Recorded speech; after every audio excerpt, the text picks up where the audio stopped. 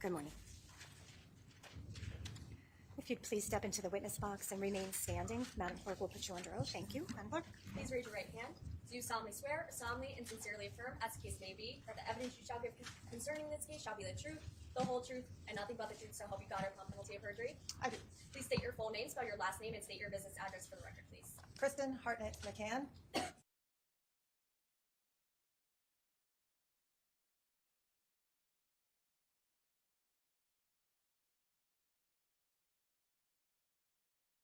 Thank you. You may be seated. Thank you.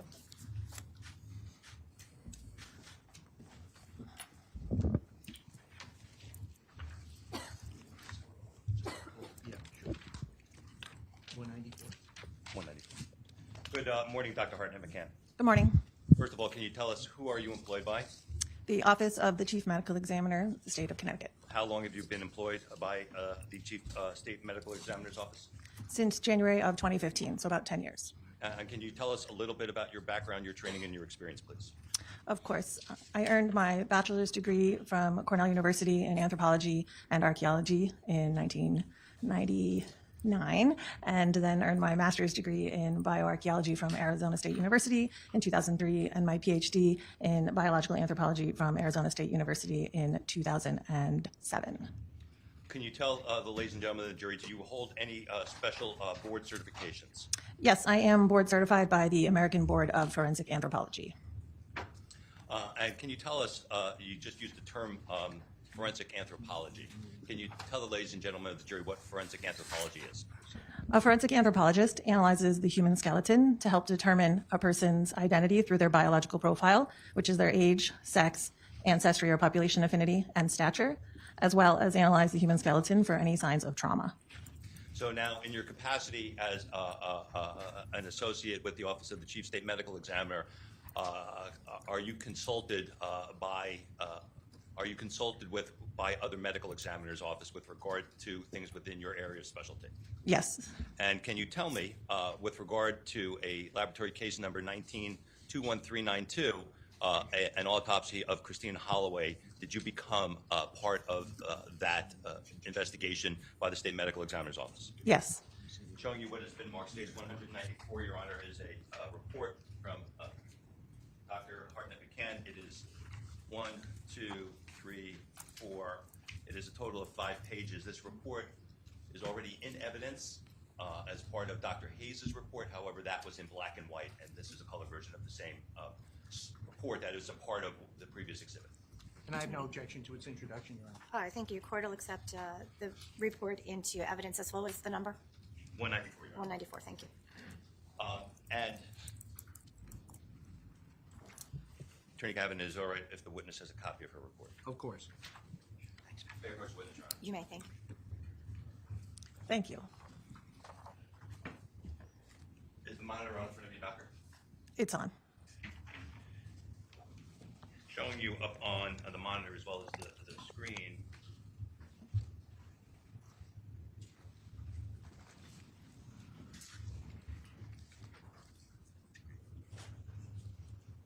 You generally recognize what this is. Yes. And what do you recognize it to be? This is the portion of the skull that was submitted to me after Dr. Hayes completed his autopsy. And I guess my first question preliminarily is, do you recognize stage 194 as being the report that you produced? yes, this is my report. And on the last page of this report, do you see your signature on the bottom of this page? Yes. So you started to tell us there is a photograph identified as figure 1 in this report. Can you explain to us, first of all, what we are seeing here in figure 1? Yes, this is the portion of the skull that was submitted to me after Dr. Hayes completed his autopsy. This photo also reflects my reconstruction after I had cleaned the bone from the soft tissue. So this image shows the top view of the reconstructed portion of the cranium, as well as the additional cleaned fragments that weren't reconstructed to the main piece. Okay, so you just gave us a lot of detail. Can you sort of break it down, first of all, into steps that you perform? So is it fair to say, where I place my highlighter, is that the reconstructed skull that you created? Yes. Did it come to you in a series of other pieces? Yes, it did. When you received it, the pieces, where my highlighter is, which is the left side of the picture in figure 1, can you tell us the process that you undertook to reconstruct it? After I received the portion that was submitted to me, I would clean it first using water and a degreaser to help remove the soft tissue so I could adequately see the bone. Once the specimen is dried, I usually just leave it to air dry. Once it's dried, I use a cyanoacrylate, which is a super glue, to reconstruct the pieces of the skull, as you will see here.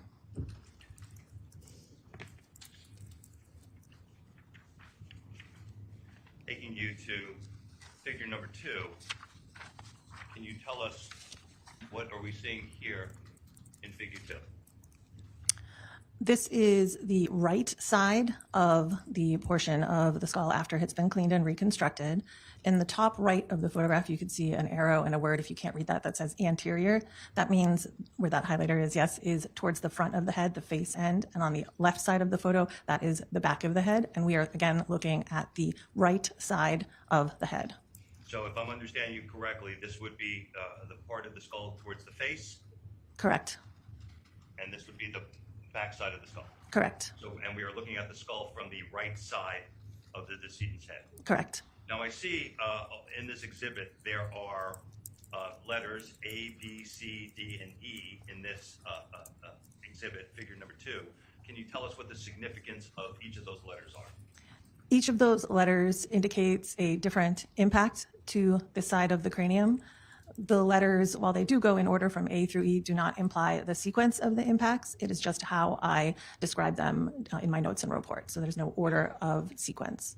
And how exactly, can you tell the ladies and gentlemen of the jury exactly how you go about determining effectively that each one of these, A through E here, is a separate and distinct impact? I look for features on the bone that tell me these are separate impacts. Typically, I look for areas of impact that have what I call circular or concentric, which are rounded fracture margins. I look for areas of depressed bone, meaning the bone is pushed inwards. I also look for radiating fractures or fractures that emanate out from a particular point. So at least, so for now in figure 2, have you identified areas A, B, C, D, and E, in your opinion, are each separate and distinct impact marks? Yes, each of those that are labeled with a letter are separate impacts. Going to figure 3, can you tell us what are we seeing here in your report? This is the back of the head. This is what I call the posterior of the skull. So we are looking directly at the back of a person's head. And again, similar lettering E, F, and G. Now, we saw E on the previous exhibit. Is this a second E, or is this a continuation from a different angle of the same E? The E is the same in both figures. And again, in the back of the head, then impact points that are new are F and G. Correct.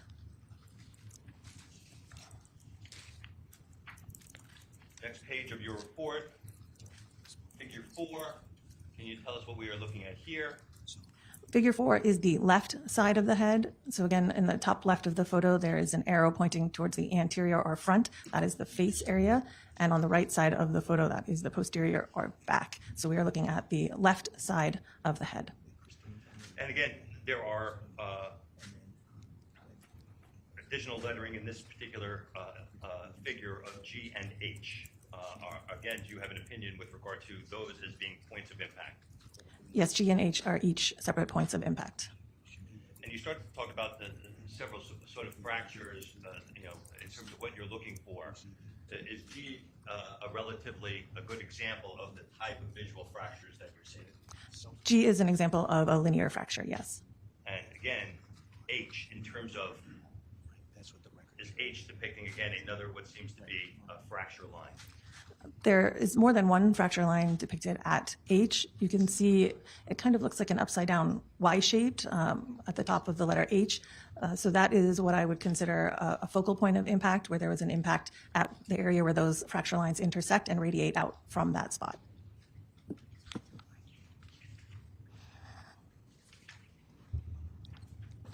Showing you figure 5 on 4th page, can you tell us what we are looking at here?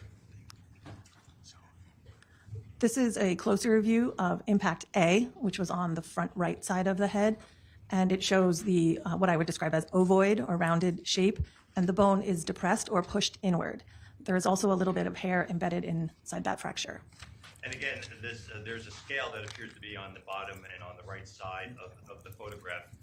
Do you put that there to provide scale to somebody looking at this photograph? Yes, And is that a round, depressed mark, which you have referred to, approximately 1 inch in diameter? I actually use centimeters, and that scale is in centimeters, and it is about 1.5 centimeters by 1 centimeter. So going back now to figure 1 on the first page, I believe your testimony was this is sort of the final reconstruction of the skull. Was my understanding correct? Yes, And that's on the left. correct. And that's what you, in your subsequent figures in your report, were referring to, where you were labeling all of the letters. Yes, Now, on the right, there are 1, 2, 3, 4, 5, 6, 7, 8, 9, 10, 11, 12, what appear to be pieces that are separate on the side of the photograph. What are those? those are fragments of the cranium that I could not reconstruct due to some areas of missing bone, especially on the right side and the back part of the cranium. So after you constructed then the fractures that you were able to piece back together on the complete skull on the left, there were some pieces that you couldn't put back into the skull Correct, because you were missing bone, but to be able to show where they came from? correct.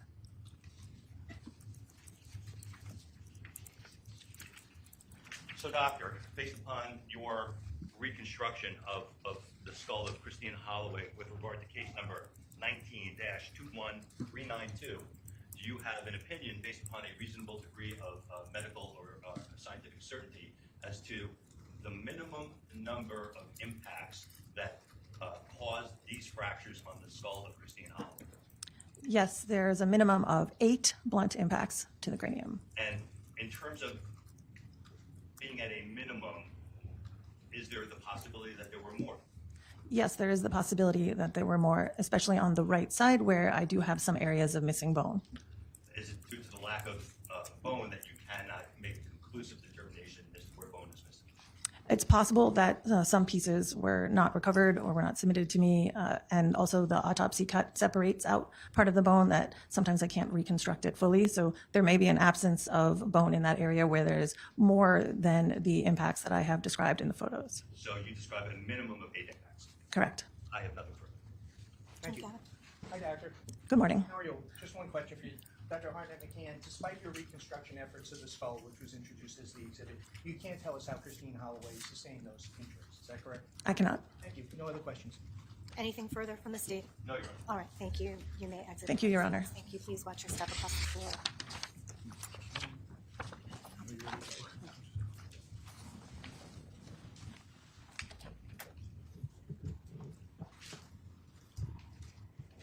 Thank you. Does the state wish to call any additional witnesses? At this time, Your Honor, the state of Connecticut would rest its case. All right, Attorney Gavin, Your Honor, I have a substantive motion for the court at this time. I understand. All right, court is going to ask the jury to please exit the courtroom. So, Madam Clerk, if you would please show the jury to the jury deliberations.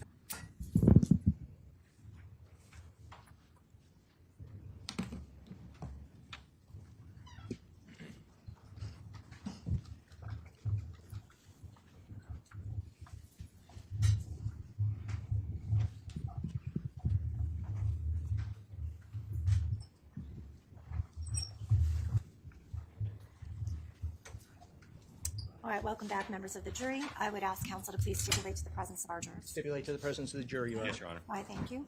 All right, so at this time, we are ready to proceed with the defendant's case. It is my understanding that the defense is going to be presenting evidence. Attorney Gavin? That's correct, Your Honor. May I just be excused? My witnesses in the hallway. Certainly. Thank you.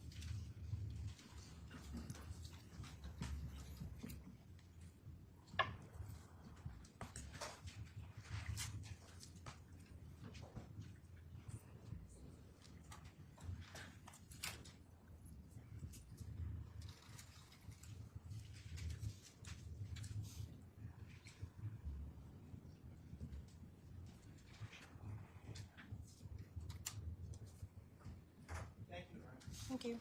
Your Honor, the defense calls Dr. Eric Frazier. All right, thank you. Dr. Frazier, please come on up, take the witness stand to remain standing. Madam Clerk will put you to oath, okay? Thank you. Do solemnly swear or solemnly and sincerely affirm, as the case may be, that the evidence you shall give concerning this case shall be the truth, the whole truth, and nothing but the truth, so help you God, or upon penalty of perjury? Yes, I do. Please state your full name, spell your last name, and state your business address for the record, please. It's Dr. Eric Fraser, F-R-A-Z-E-R, 216 Crown Street, New Haven, Connecticut. Okay, thank you. You may be seated. Thank you. Thank you, Your Honor. Thank you.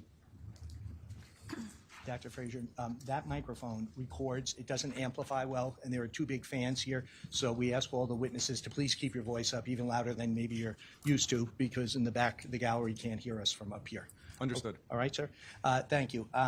Dr. Frazier, I want to go through some of your background first. Do you currently hold any license within the state of Connecticut? I'm a licensed clinical psychologist. Okay, and tell us, what is a licensed clinical psychologist, sir? It's a specialization in psychology that's recognized nationally in the field of clinical psychology, and that's the license that I hold and practice here in Connecticut. Okay, and as a clinical psychologist, do you see patients? Do you evaluate patients? What exactly do you do in your practice as a licensed clinical psychologist? Yes, so I should also make the distinction that I have an area of expertise and specialization called forensic psychology, so I'm recognized as a clinical and forensic psychologist, which essentially encompasses what I've done for the totality of my professional career, working as an evaluator or a court-appointed evaluator, and sometimes in instances like this, as an expert witness. Okay, and the term forensic, could you tell us what that means, please? Yeah, forensic is an area of academic concentration in the area of psychology. People who get advanced degrees in clinical psychology can specialize in that, and then you are recognized as a clinical forensic psychologist. It's the intersection between psychology and the law. So in a day-in, day-out basis, the area of my work is almost always court-involved in some capacity. Doctor, let's just zip through your educational background. Do you hold a bachelor's degree? Yes, I do. From where? Fordham University. Okay, and what was that degree in, sir? Psychology. Okay, and then did you matriculate into a master's degree? Yes, and then a doctoral degree. Okay, and where did you attend for your, let's start with your master's degree, sir. That was at Miami Institute of Psychology. Okay, and when you say you got a master's, was that in clinical psychology? Yes. Okay, that was the concentration of the master's? Yes. All right, and then, sir, I think you just told us that you also had a doctorate. Is that correct? Yes. Okay, and where did you obtain the doctorate degree? Same institution. Same institution. Okay, and how long ago was that? A long time. But I completed my program in 2001. That's when I earned my doctoral degree, Okay, so 2025, about 24 years. Does that sound right? at least. Okay, that's wonderful. Doctor, do you have an appointment as a fellow at the Yale University School of Medicine? Well, I did. That's where I completed my pre-doctoral work and my postdoctoral psychology fellowship. So the postdoctoral fellowship is a year of additional training and practice under the supervision of other professors. And then afterwards, I was fortunate to be appointed as an assistant clinical professor there as a part-time voluntary faculty, which I've maintained through the present time. Okay. And, sir, as an assistant clinical professor at the Yale School of Medicine, what do you do there for the institution? Every training cycle, I'm appointed a psychology fellow who I provide supervision for. I provide seminars by invitation at various points during the year, and I also consult with other organizations within the institution when requested. Do the students in the Yale School of Medicine matriculate through various programs there? So the individuals, the graduate students that I supervise, they're essentially training to become psychologists like myself, clinical psychologists. So they are in the clinical psychology fellowship program as interns, and then some continue on as postdoctoral students, and those are the individuals that I regularly see each year. And you've held that position, I think I heard you just say, for about 22 years, is that correct? Since 2003. Okay, great. And, sir, have you also served as an adjunct professor at any other institutions? Yes. Where? One was at the University of Hartford, and the second was at Quinnipiac University. Okay. Sir, do you maintain a private practice as a clinical and forensic psychologist? Yes. Okay, and tell us where that is and what your practice involves. Yes, so as I testified to earlier, I routinely conduct evaluations of children, adolescents, adults in various court-involved matters. That could be in family court, it could be in civil court, juvenile court, criminal court, and sometimes in probate court. So in many of those instances, I evaluate people or I consult on cases with law firms or lawyers, and then in some instances, those engagement result in my expert testimony in those courts that I described. Thank you. Sir, have you provided expert witness testimony in the past in criminal courts? Yes. And how about in the civil courts? Yes. Juvenile court? Yes. And I think you also mentioned the probate court. Is that correct? Yes. Okay, thank you. Now, Dr. Frazier, were you retained by my office as an expert witness in the matter of State versus Jose Morales? Yes. Okay. And were you compensated for that, sir? Yes, for my time. Okay. And how were you compensated? Payment from your office. Okay. The check didn't bounce. Not to my knowledge. Okay, thank you. And sir, just tell the ladies and gentlemen of the jury, what was your assignment when you were retained as an expert in this case? Yeah, so it was similar to most engagements in which I'm provided a large amount of documents to review, and in this particular assignment, specifically to focus my attention on PCP. Okay. Now, doctor, in your professional experience, have you treated patients that have used PCP? It was a long time ago, back when I was a predoctoral and postdoctoral psychology fellow, but treated, so that would be the treatment distinction, meaning therapy of some sort. Afterwards, I haven't done any treatment, or very, very little, and not specifically with that type of, with addiction. My involvement with PCP afterwards were specifically in the context of evaluations. Okay. So, doctor, the assignment that you undertook here, this was not the first time that you became familiar with PCP use, is that correct? No. Okay. Now, we're going to go slow here. And, doctor, can you tell the ladies and gentlemen of the jury, what is PCP? Yeah, PCP is a very dangerous drug. It's a controlled substance. Okay.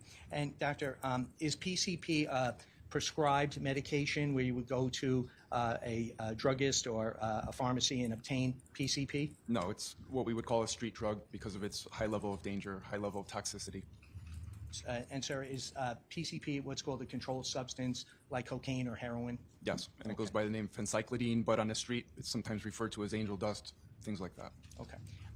So street drugs have street names. Is that fair? Yes. Yeah. Okay. And you said things, PCP can be known as angel dust, for example. Is that correct? Yes. Okay. Now, if you know, how was PCP originally developed for what use? Yep. So it was originally developed back in the 1950s, and it was used mostly in veterinary medicine. Okay. And was it an anesthetic for the animals in veterinary medicine? Yes. Okay. And just tell us what an anesthetic is. So technically it was called a dissociative, it's been classified or referred to in the research as a dissociative anesthetic, which is basically a substance that basically numbs the nervous system and changes the nervous system, has effects on perception, things of that nature. Doctor, can the ingestion of PCP cause mind-altering effects? Yes. Okay. In what degree? So this particular controlled substance is well known for causing mind-altering effects, very harsh mind-altering effects. Breaks in reality, loss of perceptual functioning, meaning using your perceptions, your senses accurately, correctly. And give us an example. I don't mean to interrupt. Could you give us an example of that? So some of these distortions and breaks in reality that are a consequence of PCP ingestion include things like delusions. Delusions are false beliefs. It also includes symptoms like hallucinations, seeing things or hearing things that are not real. And those are essentially what we typically would see in individuals that suffer from a psychiatric illness called schizophrenia, which we broadly refer to as psychosis. So you may hear the word psychosis or a psychotic break. Those are the kinds of symptoms associated with the illness schizophrenia. But with respect to the PCP substance, those symptoms emerge when people take and ingest PCP. Can PCP cause hallucinations? Yes. Distorted perceptions of reality? Yes. Can it cause distorted perceptions regarding Just went sounds? to the leading, Your Honor. He's leading the witness. The witness should be able to testify as an expert from his own memory without it being led to him. I'll withdraw the question. All right, so the question is withdrawn. They were leading. I will go ahead and instruct you to carry on then since it was withdrawn. Doctor, in regard to your discussion there with hallucinations, can you just indicate for ladies and gentlemen of the jury how the use of PCP can affect your ability, your auditory ability? So PCP affects the auditory ability, essentially like I was describing before. It causes hallucinations, meaning hearing things that aren't real, that aren't actually present in that moment. So that is an example of a break with reality. Reality is what's happening in front of you. Doctor, can PCP be ingested in a variety of ways? Yes. Okay, and just tell the ladies and gentlemen of the jury how. So most often it's smoked, but it can also be snorted, and it can also be used, it can also be ingested through intravenous, with a needle of some sort. Okay. Doctor, please, I'm sorry if this is repetitive. I just want you to tell us what a hallucination is. So in general, there's the two most common types of hallucinations are auditory hallucinations, which I already discussed, and also visual hallucinations. There can be other types as well, but those are the two most common. Visual hallucinations are seeing things that aren't real. In other words, imagining that you are seeing something that isn't actually there and believing that it is there. Sir, you indicated earlier that PCP is a dissociative drug. What does dissociative mean? Yes. So dissociation is a clinical term which means that you are not present in the moment. You are not actually perceiving things accurately in that moment. So it's often discussed as sort of like a phenomenon of daydreaming, except that daydreaming experience continues. That's dissociation. Sir, can PCP be an addictive drug? It is an addictive drug. Okay, and tell us what addictive drug means. Yeah. So an addictive drug essentially means that when someone ingests a substance, it has an effect on them that changes their behavior, their thinking, their feelings. And when they stop using that drug, they go through an experience in which they have desire, what we call cravings in the addiction field, to go back and use that substance to have the same effect.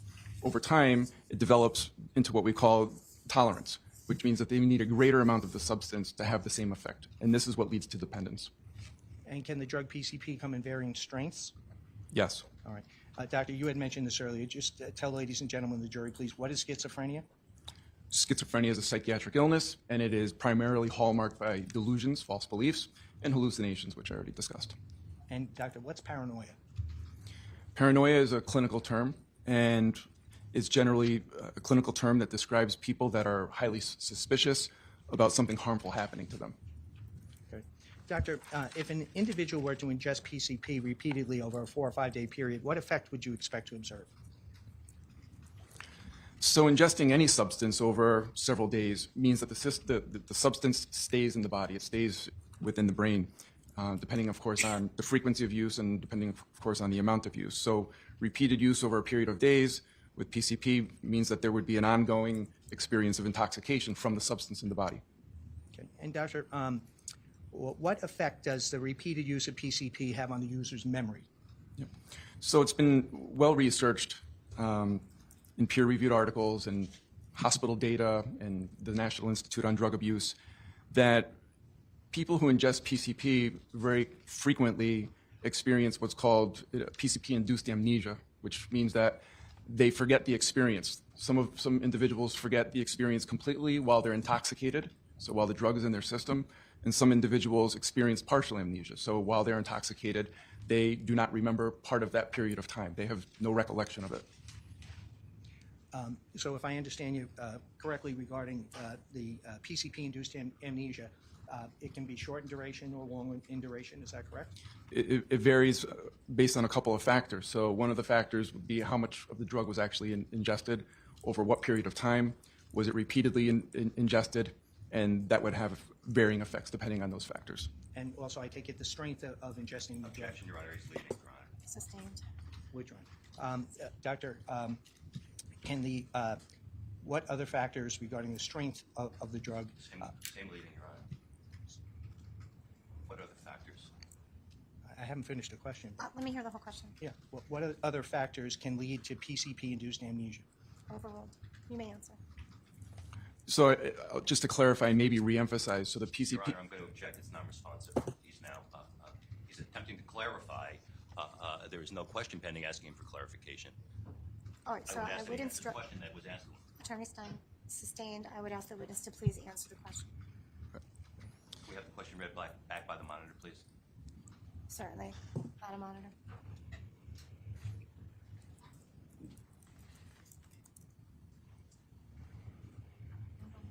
You may answer. So just to clarify, maybe reemphasize, so the PCP... Your Honor, I'm going to object. It's non-responsive. He's now attempting to clarify. There's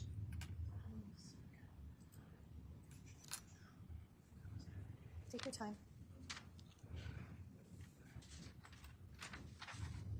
objection, Your Honor, is leading. Sustained. Doctor, can what other factors regarding the strength of the drug? Same leading, Your Honor. What are the factors? No, I believe he finishes the question. If you Yeah. could just continue. Thank you. Okay. You're doing fine. Overruled. You may answer. So Is that where you wanted to start with? It Yes. was the What question, other PCP, factors? yeah. Induced, yep, amnesia. Thank you. I know it's difficult. I apologize. Thank you. Amnesia, it can be short in duration or long in duration, is that correct? it varies based on a couple of factors. So one of the factors would be how much of the drug was actually ingested, over what period of time, was it repeatedly ingested, and that would have varying effects depending on those factors. And also, I take it the strength of ingesting the Objection, Your Honor, is leading. Doctor, can the what other factors regarding the strength of the drug? What other factors? I haven't finished the question. Let me hear the whole question. Yeah. What other factors can lead to PCP-induced amnesia? Overruled. You may answer. So You okay? All right, Thank you. So, doctor, the question is, what other factors can lead to PCP-induced amnesia? there's no additional primary factors. Okay. Just if you could just tell us, just refresh our recollection. in regards Your Honor, I'm going to object to refreshing recollection. He's answered the question. All right, so Attorney Stein, I understand we're not going to refresh our recollection, but Attorney Gavin, I'm going to sustain the objection to the extent of the formal question. Okay. Doctor, what's the term chronic mean? Chronic means for an enduring or significant period of time. Okay. And doctor, can individual users develop PCP dependence? Yes, they can, and they frequently do because of its strong dependence factors, meaning that people become addicted to it very easily and very quickly. Great. Sir, what is acute PCP intoxication? Acute PCP intoxication occurs once the substance is ingested, and the intoxication has a number of symptoms and features associated with it, such as agitation, aggression, psychotic symptoms like I described, such as paranoid thinking or other delusional thinking, hallucinations like I already described, partial or full amnesia for part of the period of intoxication and sometimes thereafter. Just about done, doctor. Doctor, you told us that you undertook some research in regard to PCP-related amnesia. Is that correct? Yes. Okay, and just tell the ladies and gentlemen of the jury, what did your research disclose, sir? So the research on substance abuse in general and PCP more specifically is pretty abundant. There's a lot of research that's constantly going on over many, many decades. And the research that I reviewed essentially described what I testified to about today, and specifically about the symptoms that I described today, and that this has been documented in research-based studies, in hospital patients, and that it's consistently seen as an outcome of PCP intoxication. In other words, it's not just people that I have seen, that I have evaluated, or that I have been professionally involved with, that there is a collective group of professionals, research scientists, practitioners who have documented and published the same kinds of findings. And doctor, what's the definition of amnesia? Amnesia is a form of not remembering, so it's memory loss. And can PCP users, as you described, have amnesia, and can that be restored over time? So amnesia is not generally restored over time. Think of it like a tape recorder. The mind is not a perfect tape recorder, and things that are not remembered generally remain that way, and if they are remembered, they're fragmented memories. Thank you. I have no other questions. Attorney Stein may have some questions for you. Thank you, doctor. Your Honor, I'm going to ask for just a 10-minute recess so I can, I've left some materials in my office, and too, I'd like to get some exhibits as Certainly, well. that's fine, that's fine. All right, so the court's going to stand in recess for 10 minutes. Thank you.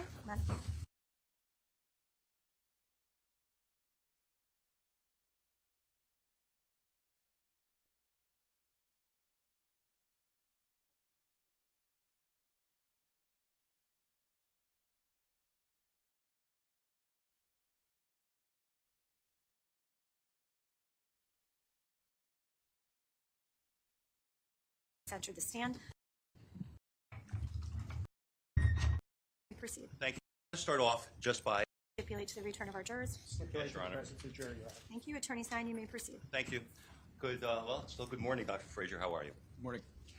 So I want to start off just by going back to starting with your qualifications. You are a psychologist, is that correct?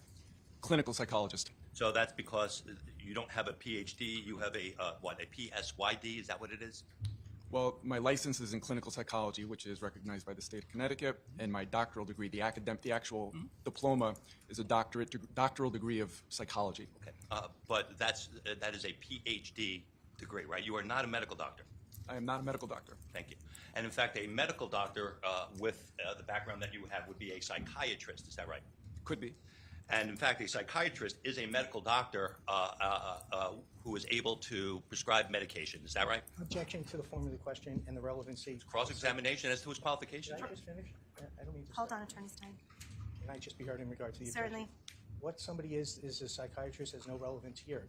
The doctors testified in regard to his personal credentials and his licensure, and what somebody else's degree is in is irrelevant. Thank you, Your Honor. All right, so Attorney Stein, Yes, Your Honor. It goes to credibility. It goes to. I'm not going to ask you to dispute it in front of the jury. I'm going to sustain an objection relative to his understanding of a psychiatrist. We have a psychologist on the stand. Is a psychologist able to prescribe medication? No. Is a psychiatrist able to prescribe medication? Objection, Your Honor. Relevance in regard to what a psychiatrist can do. He's not a psychiatrist. Your I'll Honor, allow that question. is a psychiatrist who is a medical doctor able to prescribe medication? Yes. So, what you testified to on direct was, withdrawn. In fact, isn't a clinical psychologist with what you are trained in psychotherapy and therapeutic techniques?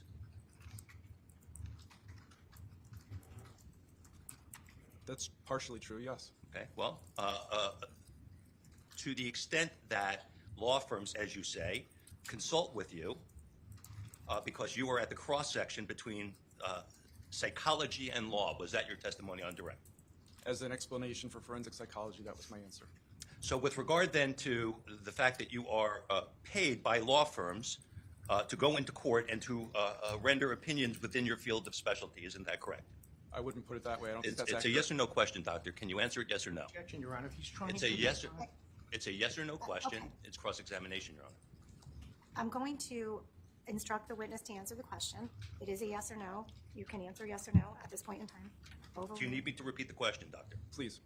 So you indicated on direct that you are retained by law firms to go into court to testify as an expert within the area in which you are qualified to testify. Is that correct, yes or no? No, that's not an accurate representation of my testimony.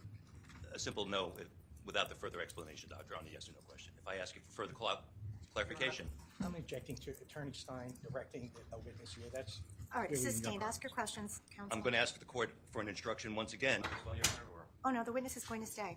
So my instruction to the witness outside the presence of the jury, sir, you may be seated, I appreciate that, is that if you are able to respond to the question as a yes or no, then respond yes or no. If you believe the question does not call for a yes or no response, or you're unable to respond, then that's different. We're not going to force you into responding to a question. You can seek clarification or just ask that the question be restated. Attorney Stein, Yes, Your if you're going to ask a question that you believe requires a yes or no answer, make sure that it requires a yes or no answer, and it's not a compound question.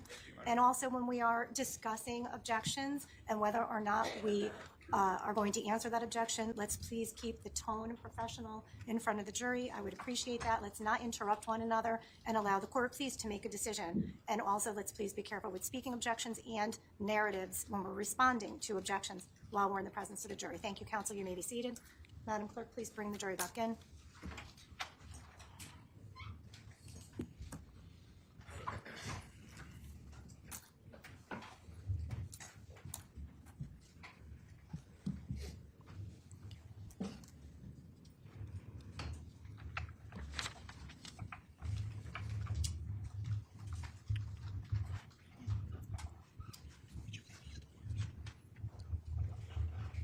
Thank you. Welcome back. Thank you. Seat. Please stipulate to the return of our jurors. Yes, Your Honor. Stipulate, Your Honor. Thank you. All right, so I am going to strike any question that was pending. If there was a question pending, I'm going to ask Attorney Stein to please ask his next question of the witness. Did you state on direct, doctor, that you consult with law firms as an expert to testify in the field that you are an expert in? Yes. My question to you, doctor, is how much of your practice is committed to providing expert opinion to defense-minded law firms? For criminal matters, most of it. How about a number, please, doctor? Percentage. I don't keep track of cases by number. I can't answer it better that way. Well, let me ask it the other way then, doctor. How many times have you testified as an expert witness for any governmental entity, whether it's a state's attorney's office, whether it's a district attorney's office? How many times? Once. One time. How many times have you testified as an expert for defense-related law firms? Probably about 50 times. So this private practice that you maintain outside of your clinical teaching assignments is almost completely dependent upon law firms for your expert opinion. That's not accurate. Okay.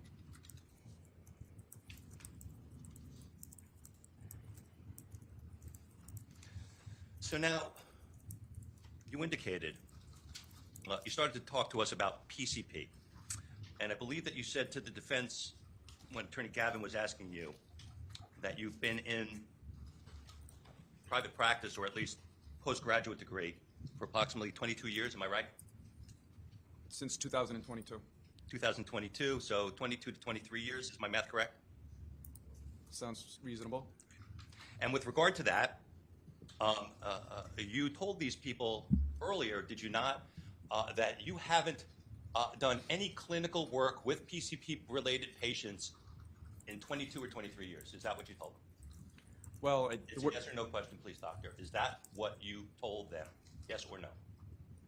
Your Honor, can I be instructed how to respond since I can't respond to the question this way? If that was your, do you know whether or not that was your testimony, yes or no? That was not my testimony, no. When was the last time, doctor, that you clinically worked with a PCP intoxicated patient? Never. Never. Dr. Frazier, do you have withdrawn? You told us you are not a medical doctor, is that correct? Objection. Overruled. Do you need me to repeat the question? Yes, I testified that I'm not a medical doctor. Do you hold any other degrees, any special training that you received in toxicology? No.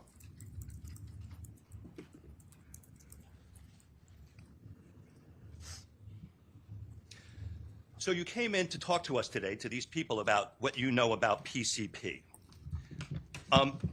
As part of what you consulted, did you consult the DSM-5 Diagnostic and Statistical Manual of Mental Disorders, 5th edition? No. Okay. You would agree with me that the DSM-5, as it's known, is sort of the primary reference for people who engage in your profession. It's one of many references. You would agree with me that in order to ultimately obtain some type of a diagnostic criteria, that psychologists and psychiatrists would consult the DSM-5 or earlier versions of it to see if their diagnosis comports to the recognized criteria. You would agree with that? When rendering a diagnosis, yes. And also the International Classification of Disease. Thank you. That's another manual. Thank you for that additional answer. With regard to the DSM-5, would you agree with me, in order for a clinician to withdraw, that the diagnostic criteria for PCP, phencyclidine intoxication, that they list various diagnostic criteria? Would you agree with me that that is contained within the DSM-5? Yes. And would you agree with me that the criteria include such things as nystagmus? Yes. Nystagmus is some type of an eye movement that someone is able to observe a person who is in phencyclidine intoxication? Yes. Hypertension or tachycardia, is that one of the diagnostic criteria? It can be. How about numbness or diminished response to pain? Yes. How about ataxia? Could be. Tell the ladies and gentlemen of the jury what ataxia is, please. It's a physiological response. In what way?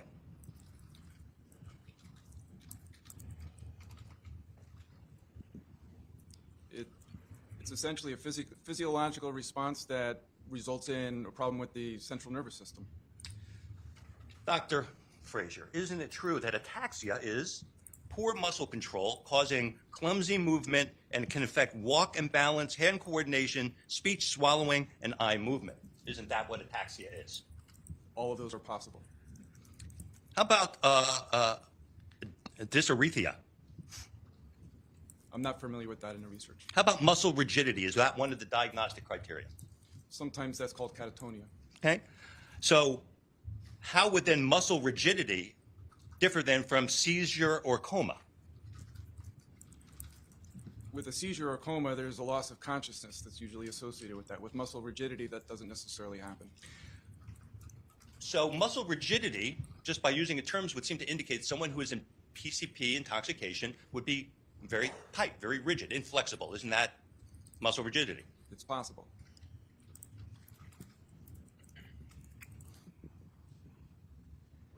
And isn't it also true that the DSM-5 indicates that laboratory testing is useful in determining a person on PCP because it can be detected in their system for up to 8 days?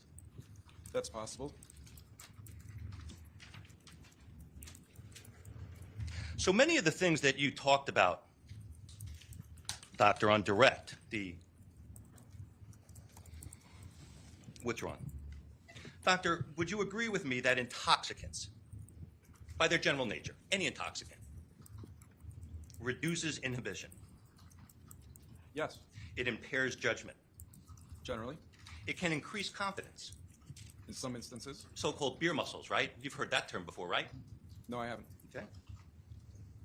It can impact mood, sometimes wildly. I testified about that earlier. You can be euphoric 1 minute and then irritable and depressed the next. That's possible. It can create negative interactions with people while a person is intoxicated. That's common. It can enhance negative feelings and emotions that people may have. That's possible. So let's explore that one for a second. So if I'm angry with somebody and I become intoxicated, my anger may become enhanced beyond simple what the moment called for. Would you disagree with that? Well, I already testified earlier that aggression is a symptom and feature of PCP intoxication. Is there a reason you don't want to answer the question that I asked you? Objection, Your Honor. My question to you, Doctor, was, can it enhance a feeling that is otherwise a benign feeling? Does the alcohol or drugs enhance those negative feelings? It's possible. And would you agree with me that intoxicants as a general category have the ability to impair memory? That's possible. People can become blacked out on a vast amounts of different substances while they are under the influence of the substance. That happens to some people. So that this disassociated amnesia that you talk about is not unique to PCP. It can happen with other substances. Let's talk about some of those other substances, Doc. How about cannabis? At high amounts, it's possible. So, again, is cannabis intoxication covered in the DSM-5? Yes. And would you agree with me that the diagnostic criteria contained in the DSM-5 under Section 292.0 includes the following? Irritability, anger, and aggression is the #1 criteria for cannabis intoxication. Objection. Overruled. So I haven't refreshed myself with all of the pages of the DSM, so I May I can't approach answer the that witness, question. please? You may. Would looking at the DSM-5 refresh your recollection? Yes.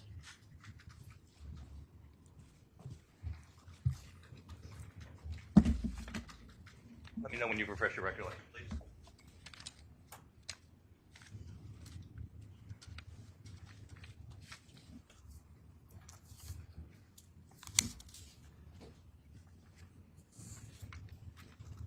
I believe we're over here, Doc. You're in cannabis withdrawal. I'm over here in intoxication.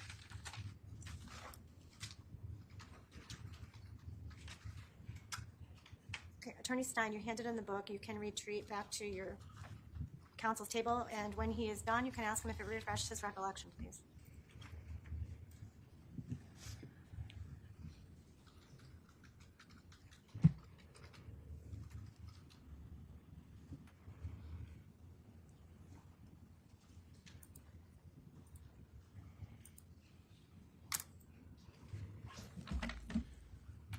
I finished, Your Honor. Have you refreshed your recollection, Doctor? Yes. Excuse me, sorry.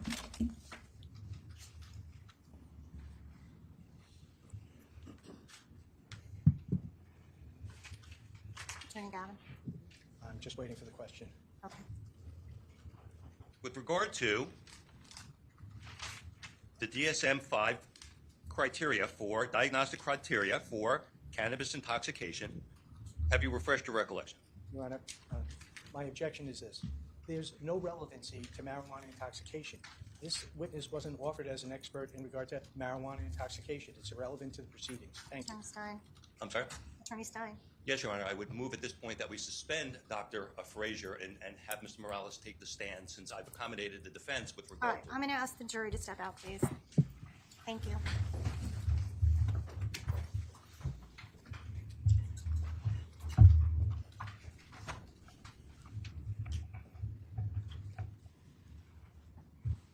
I'm also going to ask the witness to exit the witness box, stand outside in the hallway. Thank you.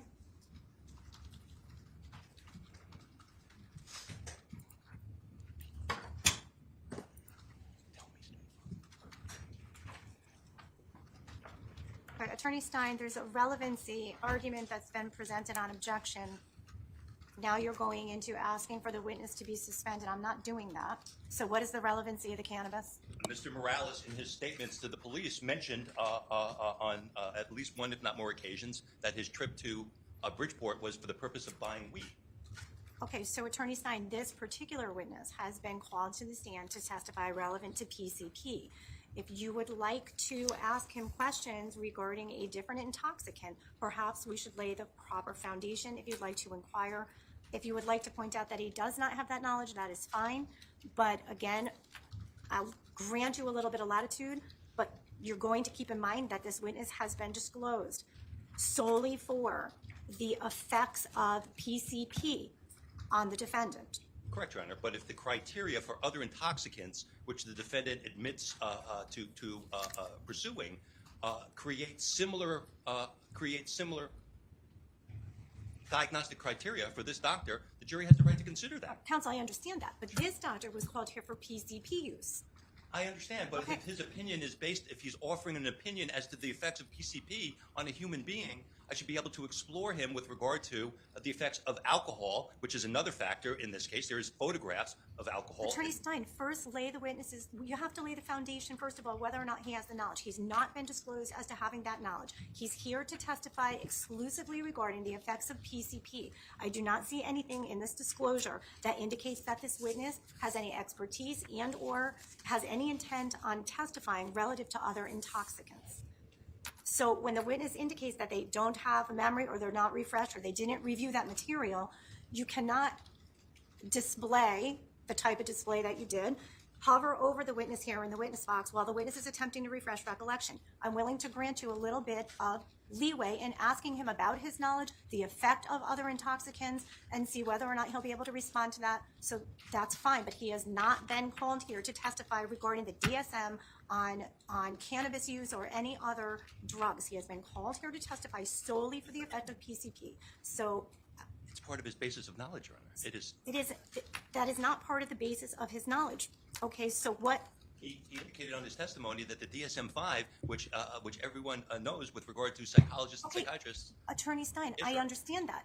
But what I just saw right here was an expert who needed his memory refreshed on a substance that he was not intending to testify about. With a DSM guideline in front of the jury, you brought him the book, and then you hovered over him. I had to remind you to retreat back to your desk. Now we have an objection as to relevancy, and all I needed to really hear was the response to the objection on the relevancy, and I didn't need to hear it with any type of tone underlying the response. If you wanted to point out to his testimony as to the relevance, instead what you did is you immediately jumped up and asked for suspension of this particular witness until the defendant testifies. All right, so first of all, that's an inappropriate response to the objection regarding relevancy. All I'm asking you to do is respond to the relevancy objection.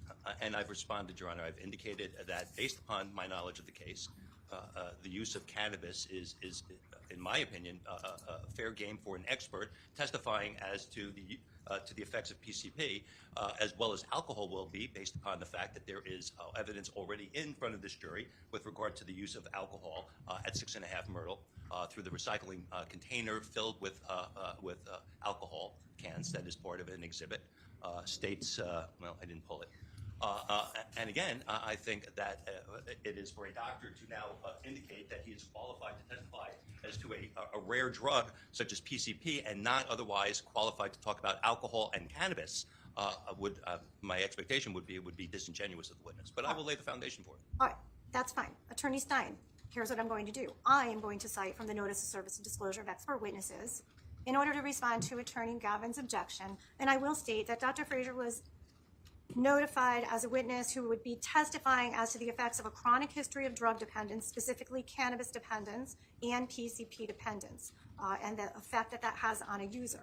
So I will allow the testimony, but I am going to remind counsel to please note demeanor in responding to objections. I'm simply asking for a response to those objections, and if the witness has to be refreshed, please hand the witness the document to refresh recollection, retreat to counsel's table, and then we'll do it appropriately, ask if the recollection has been refreshed, and then re-ask the question. I will just indicate to the court, as I have presented my book, my notes that were in it, Dr. Frazier was flipping through my notes and not the DSM book that I was asking him to look at. Okay, well then perhaps we won't provide the witness the notes at the same time of the provision of the book. Is there anything further that the court needs to address before I bring the jury back in? No, Your Honor. No, Your Honor. Thank you. All right, we'll bring the jury back in.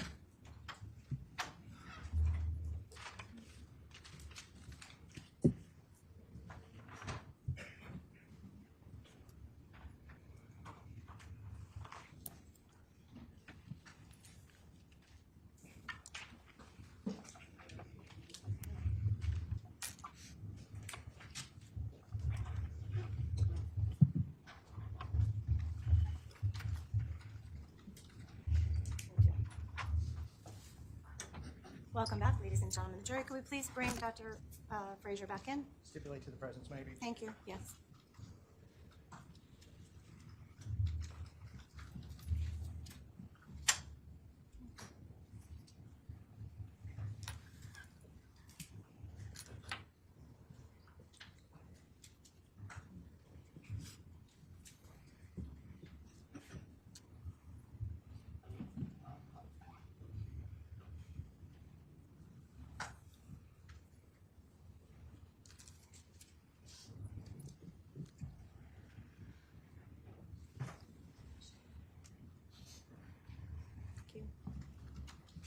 I'm going to direct you to retake the stand. Thank you.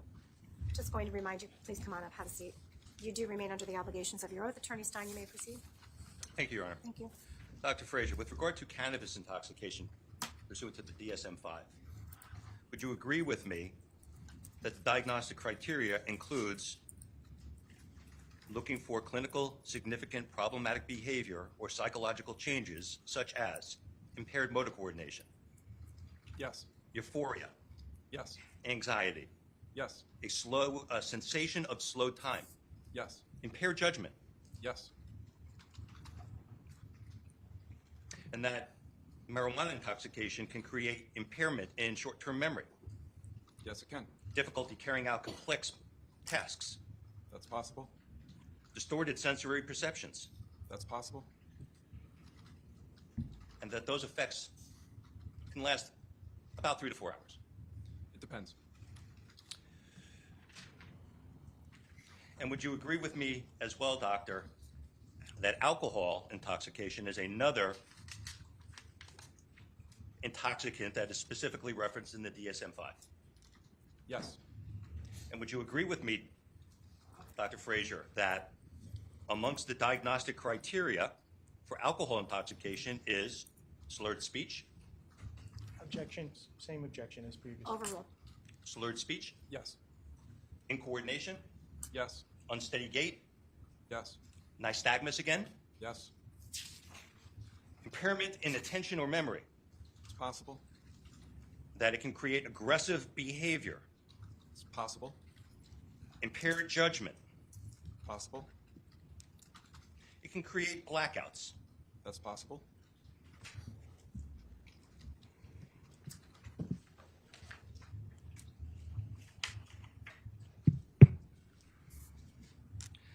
So with regard then to this concept of disassociated amnesia, right, that can occur as a result of alcohol, cannabis. Those two things can call disassociated amnesia. Amnesia can occur with those depending on the amount of use. How about dextromethorphan, cough syrup? Can you have disassociated amnesia with cough syrup? Objection, Your Honor. Overruled. I'm sorry? Overruled. I would have to refresh with that. How about just common, everyday prescribed medications, such as anxiety medications, benzodiazepines? Well, there's a long list of side effects and warnings that come with all kinds of prescription medication, and we could go through every single medication and go down a list, and there's a possibility, but it doesn't mean that that happens to every single person every single time. It depends on the dosage and the quantity used, and or if it's being used effectively or misused. Thank you. And that same thing holds true for PCP, doesn't it? What you just said to the end of the question that I asked you, that applies every bit to PCP, doesn't it? Objection to the form of the question. Overruled. Yes, it does apply. And as a matter of fact, you have absolutely no idea what substance, if any, Jose Morales may have been using the weekend of December of 2019. Objection, Your Honor. Now, this is outside the scope of the expert disclosure. Overruled.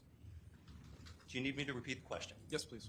You have absolutely no idea what substances, if any, Jose Morales was using the weekend of December 1st, 2019. I don't know.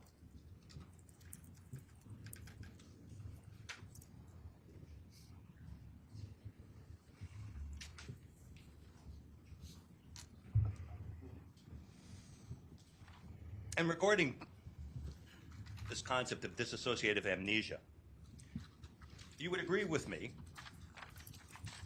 that just because a person suffers from dissociative amnesia, that does not mean that they lack the ability to engage in purposeful, goal-directed behavior. Correct?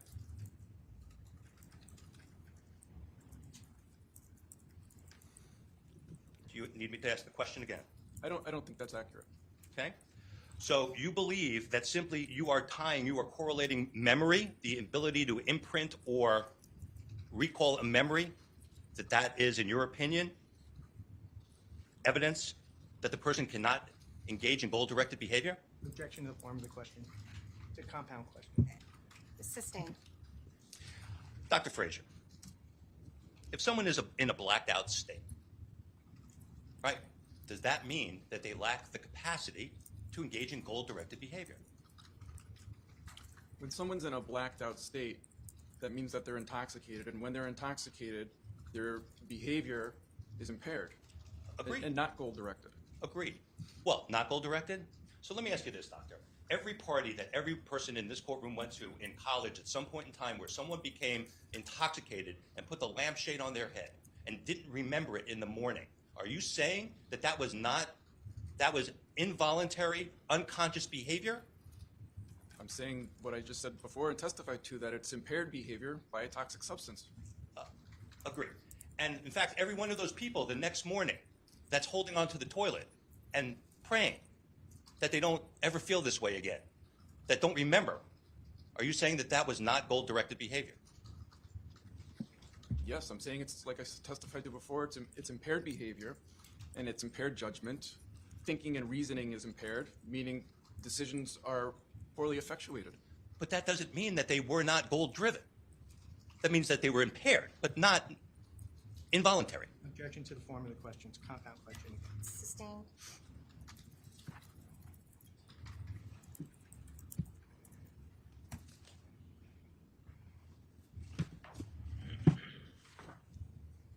Doctor, you indicated that you read through some things prior to coming into court today. Do you recall that?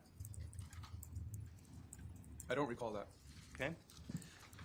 Are you aware that the defense, in response to a demand from the state for the materials that you referenced to formulate your opinions here today, that they provided 3 articles as a sample of what you reviewed prior to coming into court today? Yes. And would you agree with me that one was entitled Benzaclidine Ingestion, Drug Abuse and Psychosis by Jacob and Carolyn? Was that one of the ones you reviewed? That sounds familiar. And in fact, that's a paper that was written in 1981, 44 years ago. Would you agree with me? I would prefer to refresh. May I approach you? You may.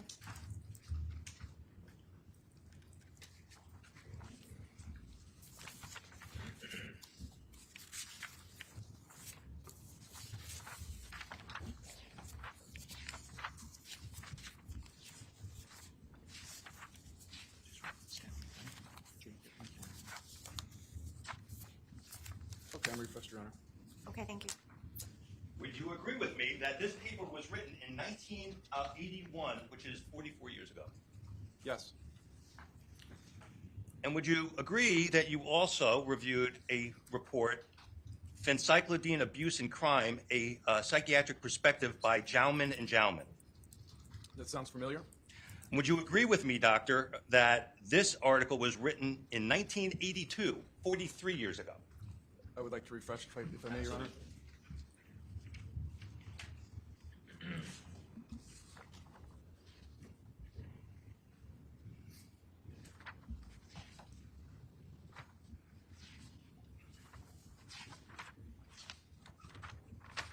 Okay, I'm done.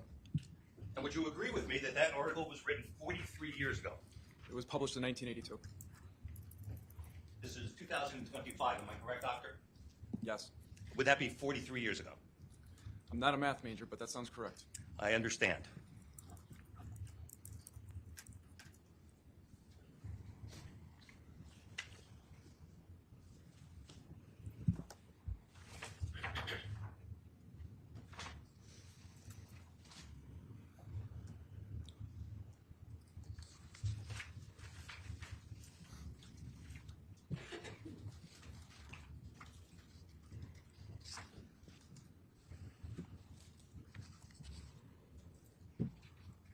Doctor, would you agree with me that disassociation is a disruption in the normal, integrated functions of memory and consciousness?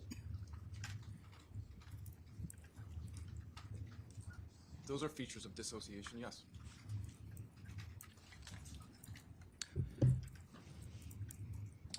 Doctor, are you aware of the studies, did you review any of the studies that recognize that nearly 1/3 of all people who are accused of violent crime, 30%, claim amnesia for that offense? I'm not familiar with the study you're referencing, but if you show it to me, I can answer it better. Sure.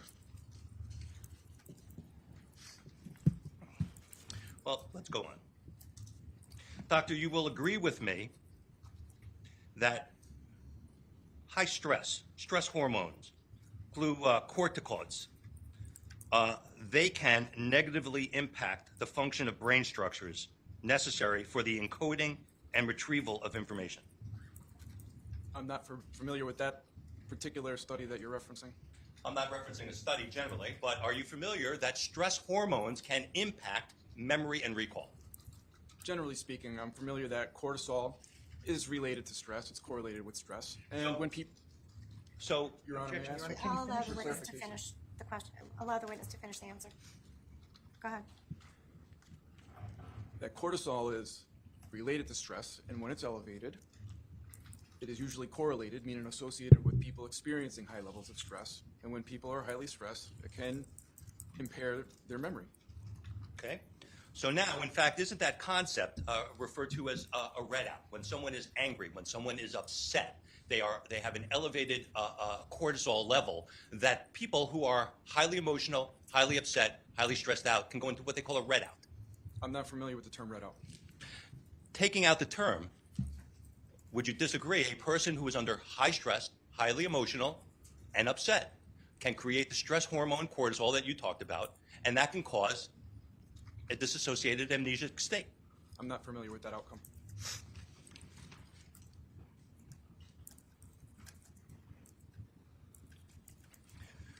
Are you familiar with the research, Dr. Frazier, that talks about people who claim complete amnesia in an event, that is an extremely rare occurrence? Objection, Your Honor. Not what this witness is offered for is expertise. This is far afield. He is Counsel, if you'd like to ask him about the research, state the research, and I'll allow the question. Sure.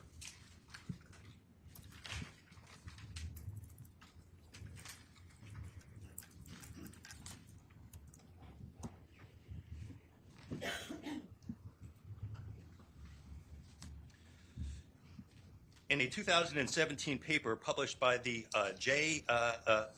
J.M.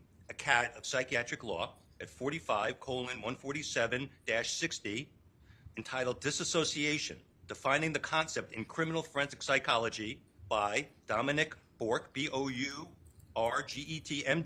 Pierre Gagny, MD, and Stephen Floyd Wood, MD. Are you familiar with that publication? I'm not, but if you show it to me, I can refresh and see if I'm more familiar with that. I'll come back to that after the break, Your Honor, since I only have my own notes at this point. I will retrieve the article for Okay, him, Fine. but I will come back to that line of questioning.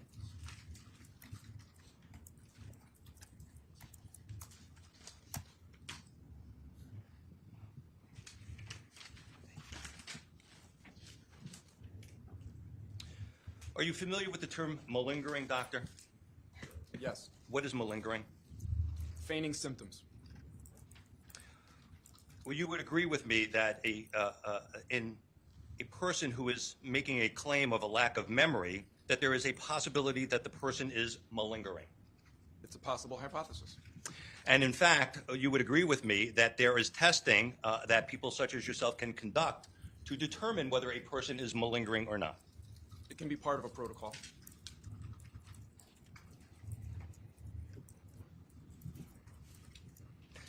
Something called the symptoms validity test, is that one of the tests that a person could be administered to determine whether they are malingering or not? It can be part of a protocol, yes. Testing of memory malingering, that so-called Tom's test, is that another one? It can be part of the protocol, yes.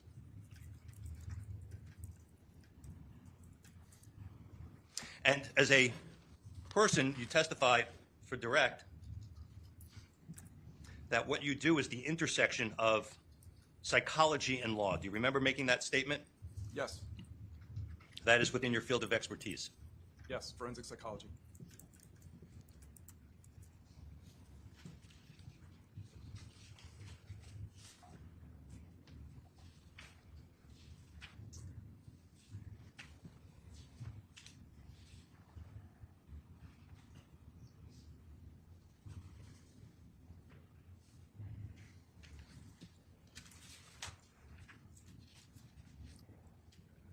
May I have 1 second, please, Your Honor?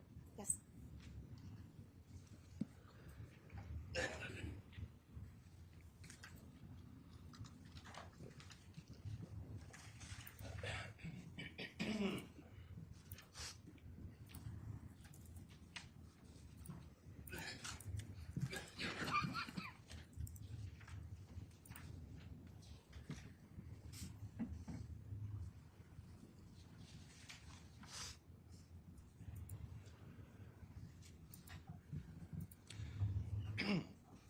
And amongst the reasons why a person may malinger and feign amnesia,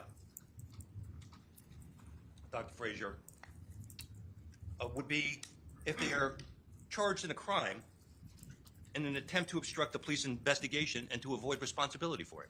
Objection, Your Honor. Sustained.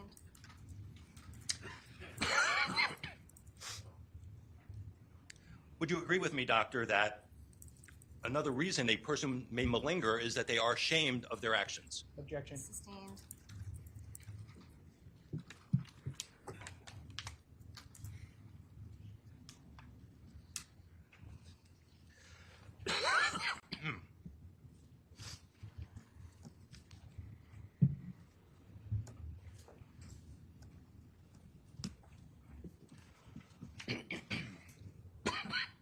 Excuse me.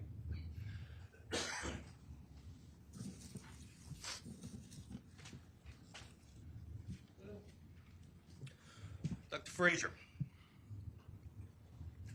you will agree with me that PCP is a NM, excuse me.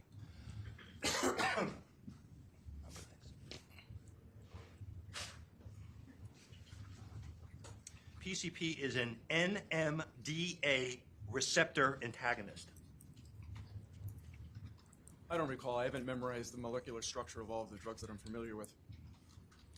Well, isn't that the portion of the brain, doctor, that PCP directly affects, the NMDA receptor antagonist? I think the clearer way to say it is that it affects the area of the brain that's associated with perceptual functioning and memory functioning, and then more broadly, cognitive functioning, meaning the ability to think rationally and clearly. Thank you. Thank you for clarifying it for me. So what you're basically saying is that it disrupts neural function by affecting translation. Objection to the form of the questioning. That's Attorney Stein's testimony, not the document. I'm asking him a question to see if he agrees with me, Your Honor. You're asking him if that's what he is basically saying. So I'll sustain relative to the form of the question. If you want to present the question in a different manner, go ahead. Dr. Frazier, does PCP usage disrupt neural function by affecting translation? I would say it affects neural function by impairing processes of the brain that I testified to earlier: perceptual functioning, sensory functioning, memory functioning, thinking and reasoning. So this neural discoordination that you're talking about, isn't that neural discoordination? I would call it neuropsychological discoordination.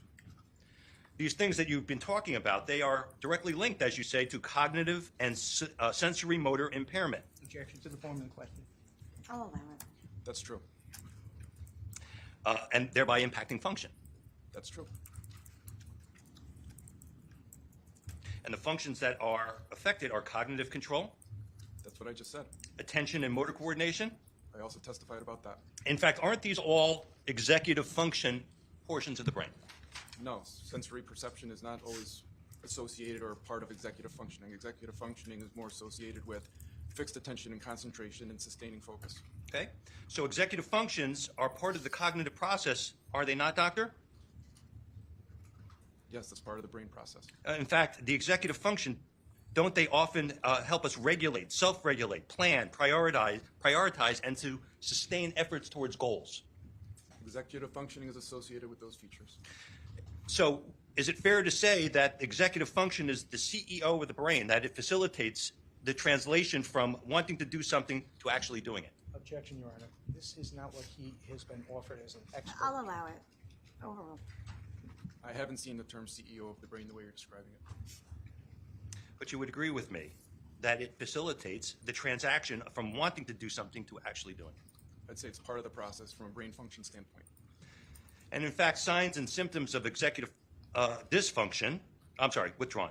The key components, as you started to say, working memory, is that a key component of executive function? It's associated with it. And that's the holding of information temporarily so that you can work with it? Yes. Doctor, is there a reason I'm here and you're looking over at Attorney Gavin? Excuse me, counsel sustained. Working memory, is that holding information temporarily to work with it? Working memory functions that way. Response inhibition, is that controlling impulses and delaying gratification? That's part of it. Set shifting, is that the adapting to changing demands and switching between tasks? I'm not recently familiar with that term. I may have read it in graduate school. That was 23 years ago? A little bit longer. How about cognitive flexibility, the adapting or changing behavior or switching between tasks? I don't understand the question, Your Honor. Is a key Excuse me, counsel. So the witness has indicated that he doesn't understand I will the re-ask question. the Please question re-ask the differently. question, counsel. Thank you, Your Honor. Is cognitive flexibility, would you agree that that is the adapting or changing behavior or the ability to switch between tasks? I would say switching between tasks is an example of cognitive flexibility. And a person who is cognitively impaired, would you agree that they would have difficulty planning, organizing, or prioritizing tasks? That's what I testified to earlier. How about, would you agree with me that challenges with time management and staying on track? Again, I apologize, Your Honor. I don't understand the question. You can re-ask the question. Sure. A person who is cognitively impaired, where their executive functions are impaired, do they suffer from challenges with time management and staying on track? It's possible. Does a person who is suffering with an executive function cognitive impairment have trouble task completion and following multi-step instructions? That's possible. A person with a cognitive impairment or a executive function impairment, do they have problems focusing, concentrating, and paying attention? That's possible. We tend Does- to call that diagnostically attention deficit disorder. Does a person with a cognitive impairment or an executive function issue struggle with motivation or initiating tasks? It's possible. Does a person with cognitive disorder impairment or executive function impairment have an inflexible thinking and difficulty adapting to changes? It's possible. So, for instance, doctor, would you agree with me that a person driving an automobile, that requires sustained attention and goal destination? Objection, Your Honor. Sustained. Doctor, would you agree with me that a driver needs to maintain focus on the road? Sustained. May I be heard, Your Honor? This is a good time to take a recess. Ladies and gentlemen of the jury, we're going to go into our lunch recess. We'll hope to resume. Sure.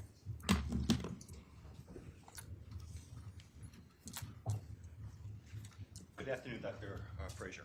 Good afternoon. Do you recall in the morning session, we were discussing this concept of memory loss with regard to full memory loss versus, let's say, a patchy or a partial memory loss. Do you recall that? Yes. And I asked you regarding the clinical features of memory loss as to whether a partial memory loss as opposed to a full memory loss had any value with regard to determining whether someone is malingering or not. Yes, you did. And would you agree with me that a person who is claiming a full memory loss of an event is more likely malingering than someone who is claiming a partial or patchy memory loss of an event? Objection, calls for speculation.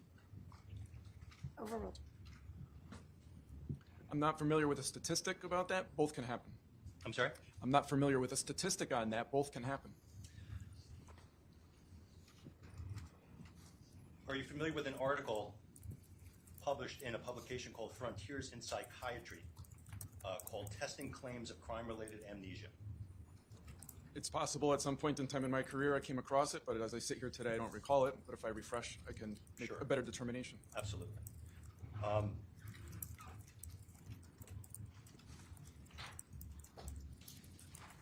Provided you with a little sticky here in a highlighted section.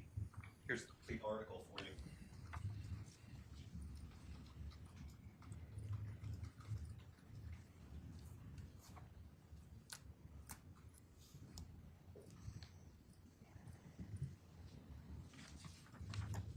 The record, Your Honor, Dr. Frazier is reviewing an article entitled Frontiers in Psychiatry, Testing Crimes of Crime-Related Amnesia by an author, Marco Jelic, J-E-L-I-C-I-C, which was published in this periodical in November 21 of 2018.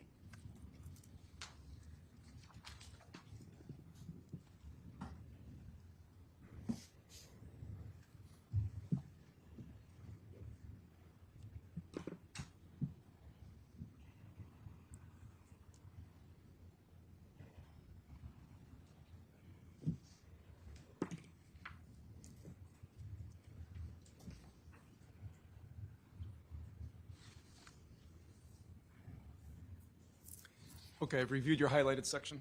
And would you agree with me that the author of this article has opined that clinical features of memory loss reported by offenders can shine light on the genuineness of their amnesia?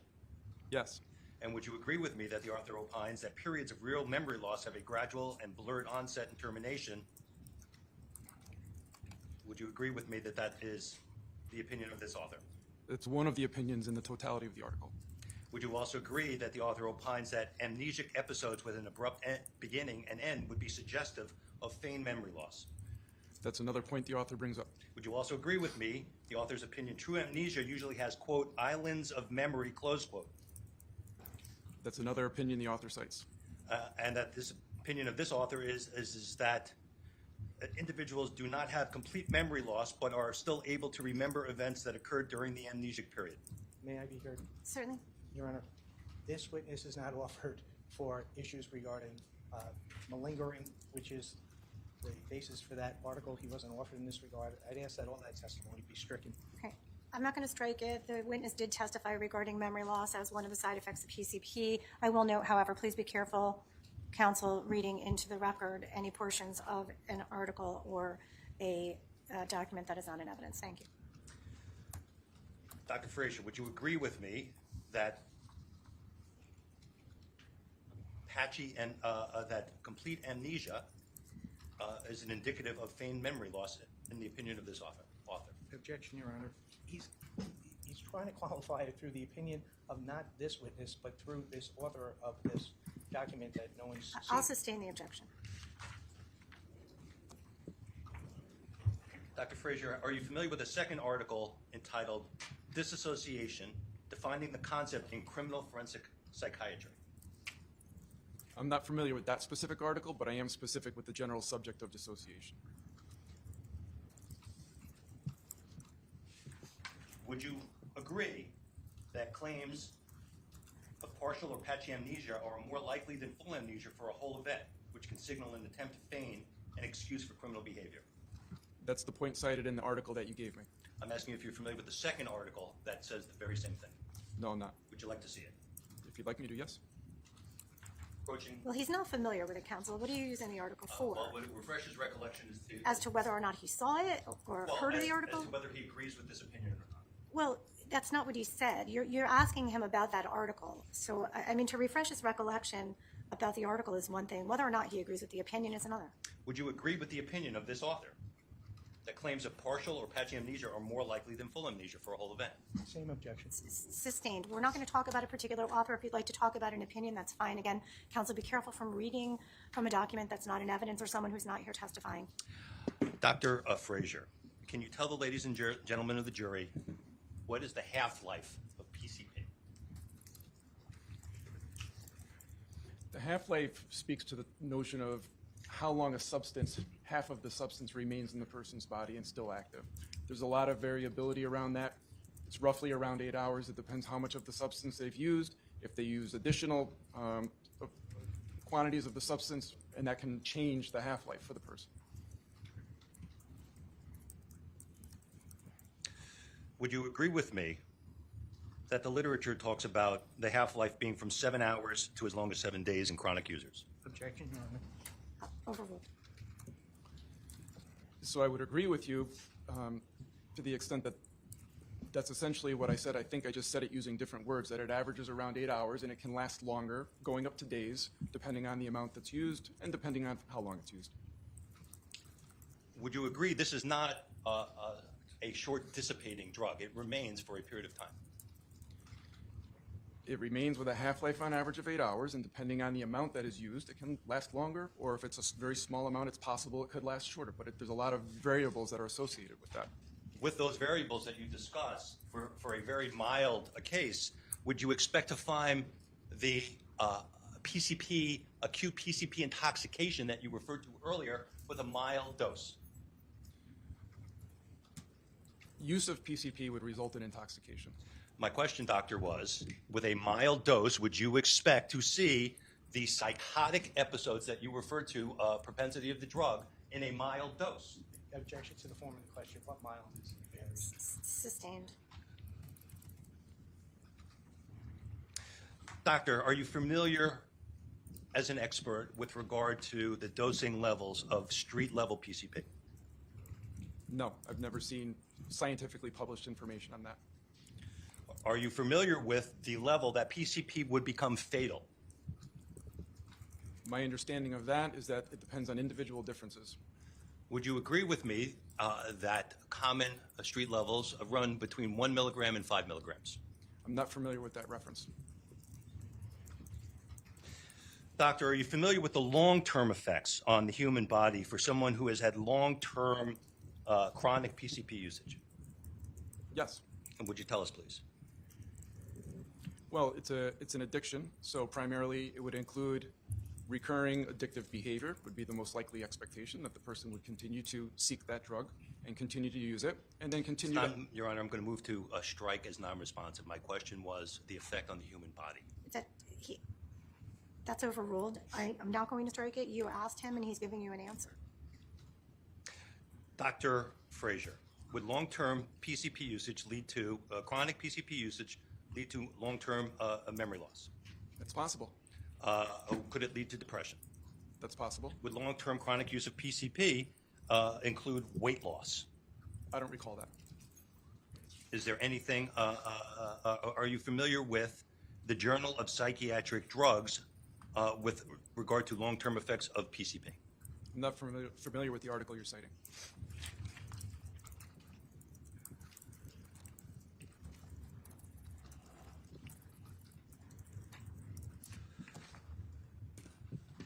Dr. Frazier, I'd like to show you what I've marked as states 195 for identification.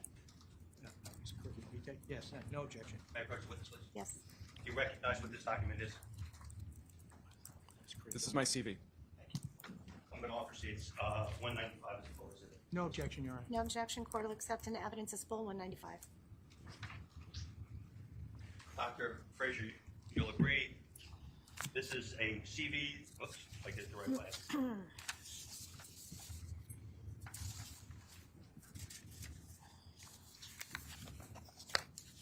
You agree with me, this is your CV? Yes. You provided this to the defense?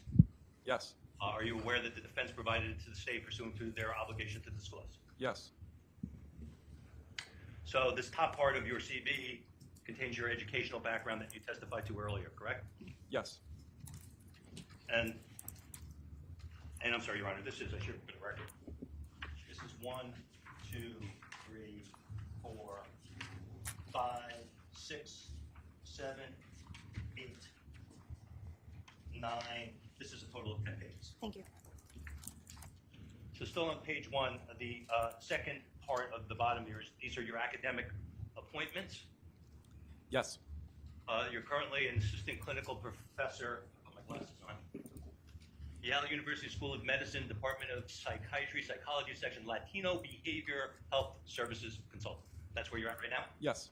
In addition to carrying over on the second page, your professional experience down here is Dr. Eric Frazier, LLC, clinical and forensic psychologist, private practice since 2002. Yes. And you've had several appointments, government appointments. Is there anything about any of those government appointments that pertain to a specialty in PCP? No. It appears following your CV that you took a course for a psychotherapist, Yale University Substance Abuse Treatment Center. You participated in a marijuana treatment study. Is that correct? That's correct. And that was in 2001, 2002. Yes. On page 3, you have published 3 publications, one on family law, one on school threats, and another one on school threats. You would agree with me, right? Yes. Starting below that is a running count of all of the professional presentations that you've given. Yes. So this is where you're now presenting to people who are listening to you as an instructor. As part of the teaching faculty or one of the professional speakers, yes. All right. And I know you have a monitor up there, but if not, I'll try to make it a little bigger, clearer.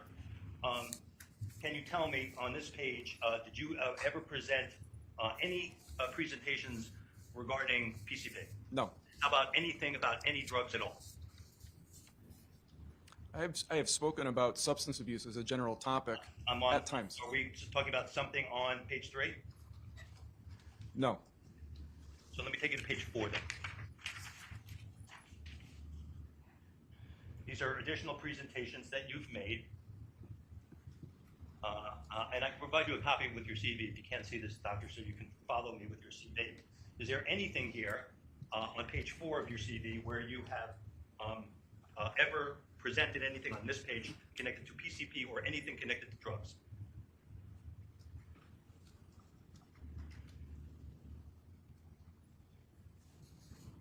The best way I can answer that question regarding my presentations on that page regarding PCP and drugs is that I've never given a specific titled presentation on PCP, but the topic of addiction and substance abuse has been part of some of these presentations in terms of case studies and areas of topic that are related to the presentations themselves. Can you point out one to me where you presented on that type of subject matter?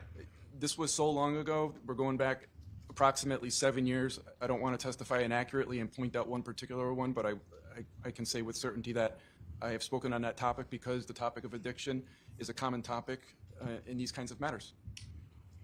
Let's go to the next page, page 5. But same question. Anything on page 5, bless you? Anything on page 5 at all where the principal topic was PCP or drug use? None were a principal topic. How about top of page 6? Any of those at the top of page 6, ending with child custody evaluations? It was not a principal topic. Okay. So then the next part of your CV is professional development. So now these are classes that you're attending, right? Somebody else is giving and you're going to class to learn about stuff, right? Well, they generally call them workshops or conferences, not class. Thank you. So did you attend, and this starts most recently here in 2020 and going backwards, I see topics, sex addiction, forensic evaluation, suicide prevention, drug and alcohol testing, that was one. How long was that one? I don't recall. It might be on the next page. Well, I'm going to the top of the next page. Do you recall what the period, what was it say, one-day class or a multi-day class? It was definitely a one-day class. I don't recall the amount of hours in that day. I got you. How about the rest of the page? Anything there where you attended any other presentations, workshops on drugs or PCP? I can't see the full page, but there is one listed with the date of April 21st, 2017, titled Advances in Substance Abuse Testing. I'm sorry, say it to me again? Oh, I got you. Right down here. Okay. And that was back in 2017 for one day. Yes.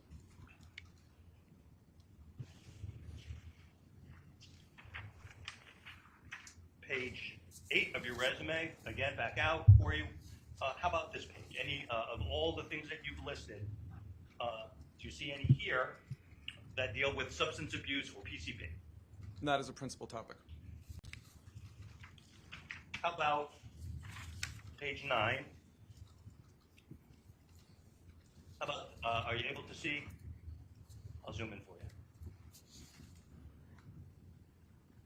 Anything there where the principal topic was substance abuse or PCP? No.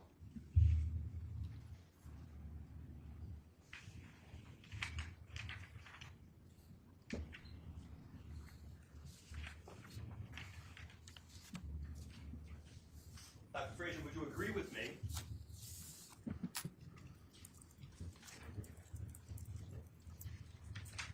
that you published 3 articles, nothing to do with PCP or drugs? That's true.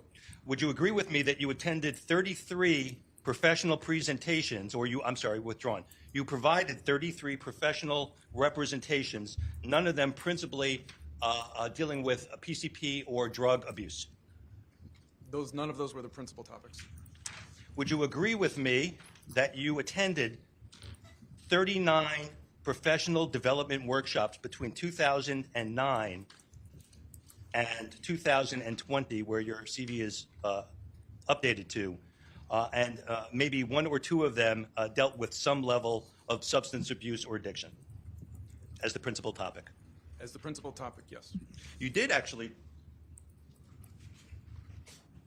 My copy.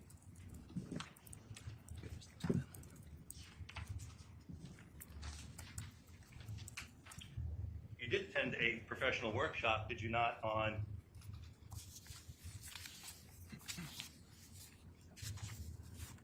malingering and deception in 2018? Did you not? Yes, I did.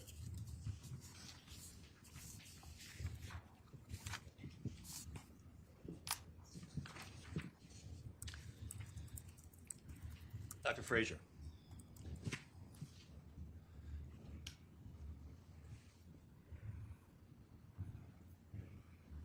Did you, in fact, receive from the law firm of Edward Gavin the fee of $10,000 for the services that you rendered to that law firm for this case?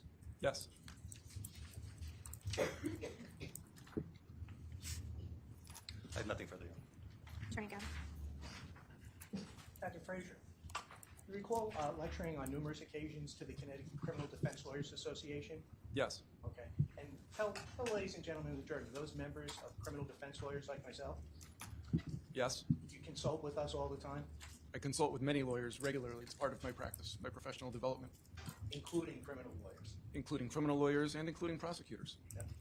By the way, Attorney Stein asked you about testifying in regard to the defense of the state. Has Attorney Stein ever called upon you and inquired as to whether or not you could testify for the state? No, the only prosecutor's office that called was the federal prosecutor's office in New Haven. Thank you. I have no other questions. Did you ever testify for, I think you said one time, right? For a prosecutorial office? For the federal prosecutor's office in New Haven. And based upon Attorney Gavin's questions, you're out presenting to a defined group of criminal defense attorneys because that's a source of business for you, is it not? That's not why I present. I present to be involved in cross-disciplinary interaction where I'm often a co-presenter with judges, lawyers, in the venue of criminal law, family law, child protection law. And you're telling this jury that you are not seeking business of any of those people there. That's what you're telling them? I've never sought business at any of those venues. I've been I have invited to speak I have nothing further. professionally. Just finish the answer, please, Your Honor. You have redirect, if you'd like. Oh, I'm sorry. You can finish the answer. You had one more word to say, I think. Thank you, Your Honor. I'll do my best to complete the sentence accurately, but the point I was making is that Well, I just want you to complete the sentence. I've been invited to co-present and speak professionally. Thank you. Thank you. And it was, I think you testified, it was only one occasion that the prosecutor's office, that was the federal U.S. Attorney's Office, requested that you come in and testify as an expert. Yes. Okay. And no other state attorney's office in the state of Connecticut had requested your services. Not yet. Thank you. No other questions. Thank you, Your Honor. Is that it? Oh, just one final. Okay. We're talking about now with regard to your expertise in PCP, right? No prosecutor's office has called you with regard to that expertise? Not yet. Thanks. I have nothing further. No other questions. Thank you. Your All Honor. right, you may step out of the witness box. Thank you. Thank you, Your Honor. All right, I am going to ask Madam Clerk to remove the jury just momentarily. This will just be a brief moment of your time. I'm going to ask you to step out of the court. Thank you.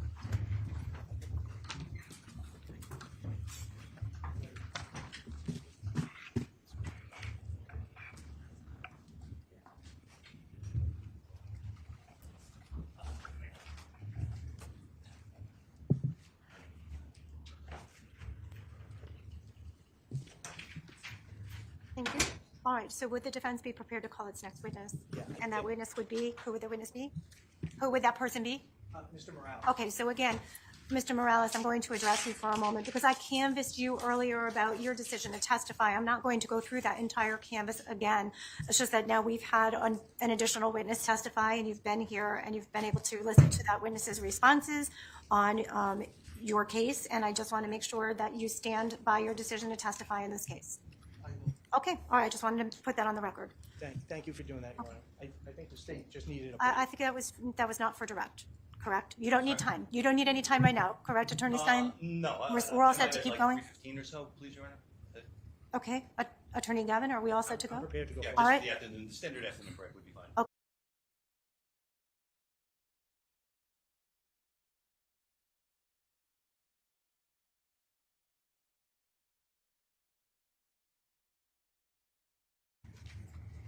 Please enter the stand, remain standing. Madam Clerk is going to put you under oath, okay? Thank you. Please raise your right hand. Do you solemnly swear or solemnly and sincerely affirm, as the case may be, that the evidence you shall give concerning this case shall be the truth, the whole truth, and nothing but the truth, so help you God or upon penalty of perjury? I do. Please state your full name, spell your last name, and state your address for the record, please. Jose Morales, Morales, Highland Avenue, Cheshire. Okay, thank you. Thank you. You may be seated. You're all set, Attorney Gavin. Thank you, Your Honor. Good afternoon, Mr. Morales. Hello, how are you? Good. Have you ever testified before? Never. Okay. A little nervous? Yes. Okay. Definitely. Mr. Morales, we're going to go nice and slow, okay? And you let me know if you don't understand any of my questions, okay? Yes. All right, sir. How old are you? I'm 48. Okay. And where were you born? I was born in Puerto Rico. Okay. And just tell us a little bit about your background, sir, where you were raised. I was born in 1976 in the island of Puerto Rico.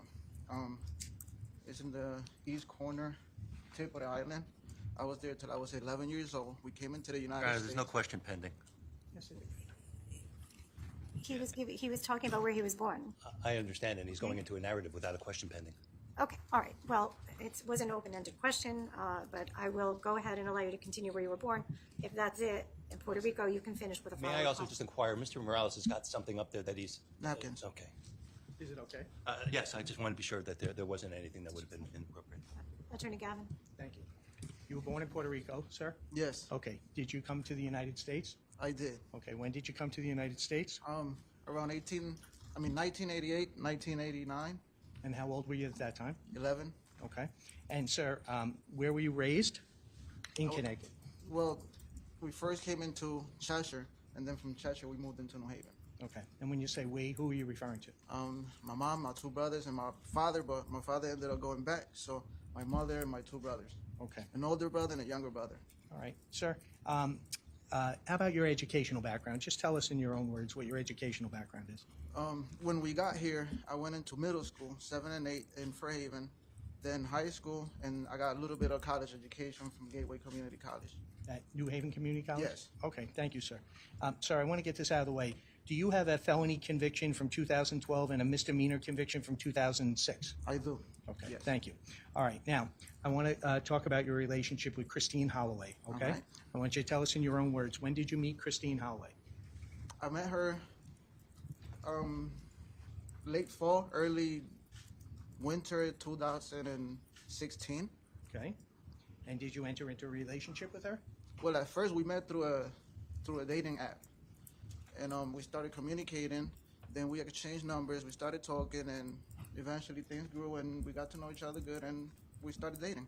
Okay, all right. So how long have you been dating Christine Holloway from the time that you first met her through December of 2019? Around 3 years. Okay, all right. Can you tell us your mom's name? Lydia de Jesus. All right. And do you have a stepfather? Yes, I do. Okay, what's his name? Marcos Garcia, Yeah. And where do they reside? New Haven, Connecticut. Okay. Can you tell us the address? 105 First Avenue, New Haven, Connecticut. Okay. And sir, back in 2019, did you own an automobile? I do. And I what did. and what kind of automobile was that, sir? Nissan Sentra, Okay. 2003. Okay. Tan color. Thank you. Sir, I'm going to call your attention to the Thanksgiving weekend of 2019, and we're going to start with Wednesday, which was 11/27, okay? Okay. So these questions are all involving Wednesday, 11/27, all right? Sir, were you employed as of Wednesday, 11/27, 2019? No. Okay. Where were you residing? 2 places. Okay. I was living with my parents in New Haven, and I had an apartment with Christine in Ansonia. So in the weekends, I lived in Ansonia. In the weekdays, I lived in New Haven because I had 2 kids that, in New Haven, I lived with my 2 kids in my parents' house. And then I ended up having a kid with Christine, so we got an apartment, and I was also living there. Okay. Now, was Christine employed back in November of 2019? Yes. Okay. And do you know where she was employed? She was working at a daycare, Morning Bright Daycare in Bridgeport. All right. Okay. And you were familiar with that place of employment, I take it, Yes, correct? yes. All right. Okay. Now, this is the day before Thanksgiving. This is Wednesday. So I'm going to call your attention to the afternoon of Wednesday, November 27, 2019. Can you tell the ladies and gentlemen of the jury what happened that day? Well, Wednesday, I remember that I was in the afternoon. Yeah. Well, we were decorating. I was decorating the outside of the house for Christmas. Well, we consider Thanksgiving the inauguration of Christmas, so to speak, the Christmas season. So right before Thanksgiving, my mom and I, we had a whole bunch of different Christmas stuff, and we started decorating. And it was me and my son that were decorating outside Okay. in the afternoon of Wednesday. All right. Let's go into the evening hours. What happened in the evening hours? Well, Christine and I and my son Isaac and I had stayed in Christine place in Ansonia the weekend prior to that Wednesday. So we had made plans that for the Thanksgiving holiday, Christine she was going to sleep over with us in my parents' house. So she was coming directly. Wednesday she was working. She was getting out of work around 3:30, but she said she was going to get out of work a little before that. So around 3, she said she got out of work, and she was heading directly to my parents' house. The day before that, I told her to pack everything. Mr. Morales, Yes. let's talk about what happened on the Wednesday. Did Christine show up at your parents' house? Yes, she did. Okay, all right, all right. And did she spend the evening there? She did. Okay, and can you just tell us who was there? Was your mom and dad there? Well, my stepfather was there, my mother was there, my son Isaac was there, my daughter Isabella was there, and that was it. Okay. And Christine and Vanessa and me. Great, and that was Wednesday, the day before Thanksgiving. Yes. And did she sleep over at the residence at 105 First Avenue that night into Thanksgiving morning? Yes, she did. All right, okay. Now, I'm just going to call your attention now. We're going to move to the following day, which is Thursday, okay? All right. Thanksgiving Day. Tell the ladies and gentlemen, the jury, in your own words, what happened on Thursday. All right. So on Thursday, I woke up around, well, we got up a little bit late because, you know, it's a holiday. My mom got up early because she was doing the Christmas cooking. The Thanksgiving cooking. So she got up early for the preparations. Christine and I ended up helping her in the kitchen for a little while. Around noon, we decided to go into Christine's grandmother's house in Bridgeport just to visit with them for a little while. So around 1 o'clock, we left New Haven. Christine, myself, and Vanessa, we left New Haven and went directly into Bridgeport, which is where Christine's grandmother lived at. We ended up getting there around 2 o'clock maybe. We were there for like 2 hours. I remember that her grandmother was there, her mother was there, her sister, her brother. Somebody else was in the house, but he never came out the room. We was there for like 2 hours. We had a Thanksgiving meal together. We played around, everybody enjoyed. We was just in the house hanging out with each other. Everybody was playing with Vanessa.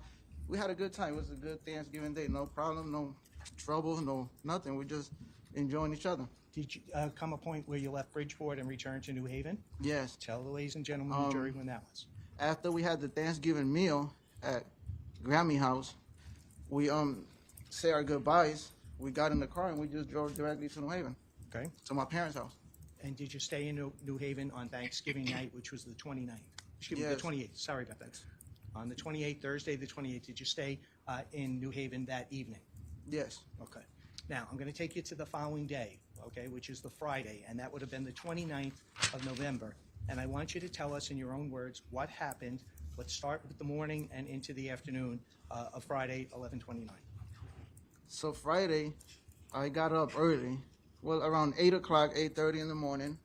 Christine, she was sleeping upstairs in my daughter Isabella's room because my mom and my parents are conservative, extremely conservative, and there was going to be, according to, no fornication in their house. So if I sleep over, if I have Christine sleep over, she's going to sleep in one room, I'm going to sleep in a different room because that's the way that my mom allowed it. So she was sleeping in my daughter's room. So I get up around at 8:30, I get ready, I go upstairs, I knocked on the door, I go inside the room, she's in there, she's feeding Vanessa. I play with Vanessa for a little while and we start talking about a noon appointment that we had because when she got to the house on Wednesday, she told me that. Objection as to what somebody said. Just tell us what you did. All right. Well, she was using my car. Kristen been using my car since the fall. Since before summer of 2019, and I was using her car because my car was a little bit better than hers. Her car had no AC. So because her car had no AC, I didn't want her driving around in the summer with Vanessa in a car that has no AC. So she's been using my car, and I was using the Mazda. I didn't have much to drive. She was going up from Hold on a second. Ansonia. You just said a Mazda. What kind of car? Whose car was the Mazda? The Mazda 2002 was Christine's car. Okay. Right. So now let me take you to the afternoon. I want to ask, did you come a point where you left the house in New Haven, and did you leave with anybody else? Yes. So around noon, we had an appointment to go and talk to a salesman at Barbarino Nissan in Wallingford. The appointment was at 12 o'clock. So a little bit before 12 o'clock, Christine, myself, and Vanessa, we got in the Nissan in my car and left to Barbarino's, and I made a quick stop, bought a couple of Lucy's cigarettes because I was trying to quit smoking cigarettes. I wasn't buying a pack of cigarettes, so I bought Lucy's, and we headed to Barbarino's. Okay. And what was the purpose of you and Christine Holloway going to Barbarino? Well, we wanted to get a newer car because both of our cars were old. Mine was a 2003, hers was a 2002, but my car was in a little better conditions than hers. So we was gonna get her a car first, and then after we'll wait for a little bit longer, and then we was gonna get me a car. So we went to Barbarino's to purchase a car for Christine. Okay. And just tell us, and that was, you had a 12 o'clock appointment. Were you there in the afternoon, which would have been Friday the 29th, sir? Yes. And approximately how long were you there? Well, we got there around 12:15, and we were there till like 5 o'clock. Okay. Now, were you able, or you or Christine or both of you, were you able to go ahead and select a replacement car? Objection at this point, Your Honor. He's leading. I've been. Overruled. You can. So when we got there, we started talking to the salesman. The salesman started doing the credit background and things of that nature. He was approved. So once he was approved, he went and got a vehicle for us to see. Once the vehicle was there, I said, Christine, go take her for a ride. I'm going to stay with Vanessa in here. She took it for a ride. She came back. She loved it. So the decision was made to buy it. The paperwork was being done. Everything was approved. So the salesman asked me, because it was some cash that was going to be given for the vehicle and her Mazda. So her Mazda was going to be a trade-in, part of the down payment for the new car, for the Ford. So the salesman asked me if the Objection to what the Mazda. salesman said, You can't please, Your testify. Honor. All right. Mr. Morales, just stay with me for a second. All right. Did you leave the dealership and go get Christine's Mazda? Yes. And did you return it to? Objection leading, please, Your Honor. It's just background. Sustained. Okay, sir. Did there come a point in the afternoon when you left Barberino? Yes. Why? So I left to go get Christine Mazda. It was Okay. parked in front of my parents' house in New Haven. So I went from Wallingford to New Haven, and I was driving the Mazda. I was driving the Nissan, the one that we took to Wallingford. I drove to my parents' house in New Haven. I parked the Nissan, jumped in the Mazda, and drove right back to Wallingford. Okay. Your Honor, if we may, I need Exhibit 161. Sure. With the assistance of the state, please, which is the cash report.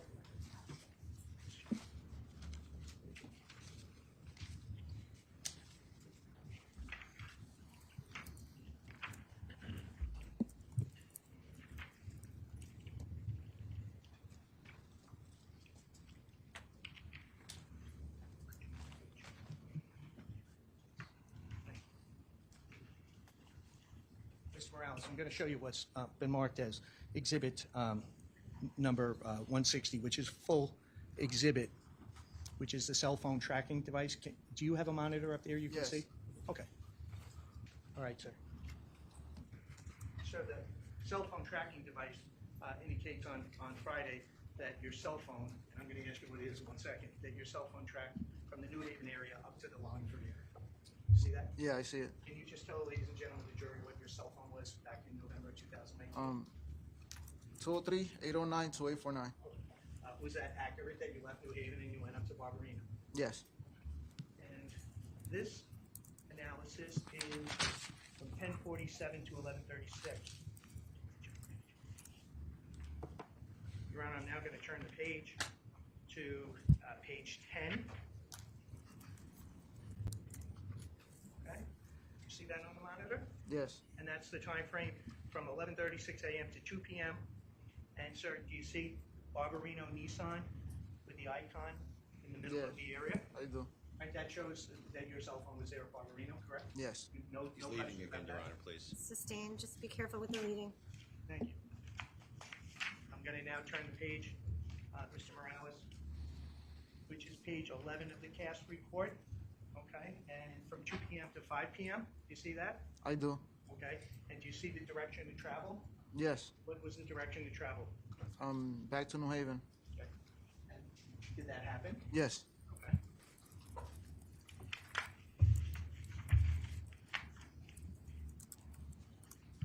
Tell us in your own words, sir. What time did you leave Barberino and where'd you go? We left around 5:30, something like that, and we went directly to my parents' house in New Haven. We did a little joyriding to test drive the car a little bit more, but then we went directly to my parents' house. And just tell the ladies and gentlemen of the jury, do you recall what type of vehicle was purchased at Barberino? Yes, it was a Ford Focus, black Ford Focus. All right. Now, so you told us you returned back to New Haven, correct? Yes. Tell us in your own words what happened next.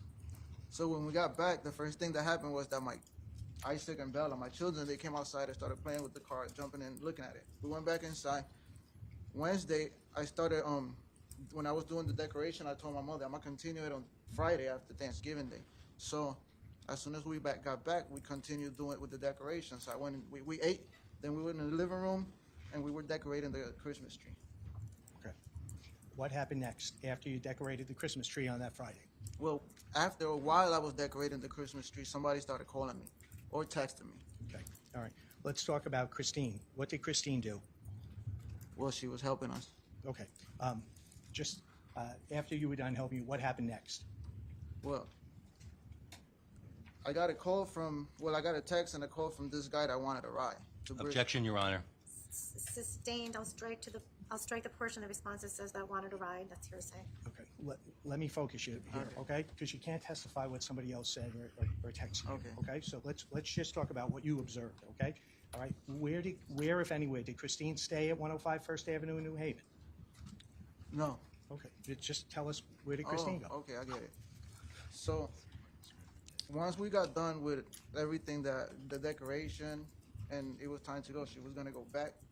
So I started getting the phone calls and the text, whatever, from a person, and I helped her. We packed up. I put everything in the car. So I told her, I said, all right, so I'm gonna see you in a little while. I'm gonna go somewhere, and then after I do whatever I gotta do, I'll meet you in Ansonia. She was like, okay. Objection to what someone else said, please, Your Honor. Sustained as to what You can't Christine testify said, what I'll somebody just else strike said. that from the record. Oh, Okay. sorry. Mr. Morales, I want you to stay focused now, okay? Yes. All right, where did Christine go? She went back Objection, to Ansonia. speculation. He's, I'll sustain it unless he has personal knowledge. Do you know where Christine was going to? Well, Just, yes, sir, yes or no? yes. Yeah, okay, and where was that? Back Again, to the speculation. apartment. I'll allow it. Back to the apartment in Ansonia. Okay, so that's 6.5 Myrtle Avenue in the 6.5 Myrtle Avenue. Yes. Okay, so let's go, so she left, correct? Yes. Okay, now let's go slow with it. Well, I left first, and then she was. Okay, you left. You tell the ladies and gentlemen of the jury, where did you go? I went to a guy named Hector's house Okay, why? because he wanted to ride. objection, Your Honor, as to what he said. I went I'm to. gonna, hold on a minute. Are you claiming that Yes, Your Honor. as? Yeah. What's the exception to hearsay? It was the effect on the Okay, jury. all right. So ladies and gentlemen, the statement because he wanted to ride is not being offered for the truth of the matter as to what Hector said. It's to show the conduct or the effect of those words on Mr. Morales and why he went to Hector's house, okay? Not being offered for the truth of the matter. So I am limiting your consideration to that response solely as it applies to the effect on Jose Morales' conduct upon hearing that. All right, you may continue. Without telling us what anybody else said, Okay. we just want to ask you, what did you do into the evening hours of Friday, the 29th of 2019? Okay. Just tell us what you did, sir. So after leaving my parents' house, I went into Hector's house, picked him up, and drove to Bridgeport Okay, why'd you drive to Bridgeport? because he wanted to ride. Okay, why? He asked me for a ride. Objection. Okay. Sustained Yeah. in terms of what Hector asked for. And again, ladies and gentlemen, the whole he wanted to ride and the reason for going to Bridgeport, I think we understand the connection to show the effect on the listener, which was Jose Morales not being offered for the truth of the matter. You may proceed. Thank you. Did you go to Bridgeport? Yes. What did you do in Bridgeport, Connecticut? When we got to Bridgeport, first, I don't really know my way in Bridgeport, so he was guiding me around. We went to a gas station. He went inside. Then we left the gas station and we went to meet somebody that he wanted to meet. Okay, all right, and then what happened? So we met this guy, the guy that he was going to meet. He wanted to buy drugs. Objection, Your Honor. Sustained. What I'll fact, just indicate to the jury that they're to strike that portion of the response from Mr. Jose Morales on the stand that said he wanted to buy drugs. You may proceed. okay, you can't testify what Hector said or somebody else. Just tell us your own observations. What happened in Bridgeport? All right.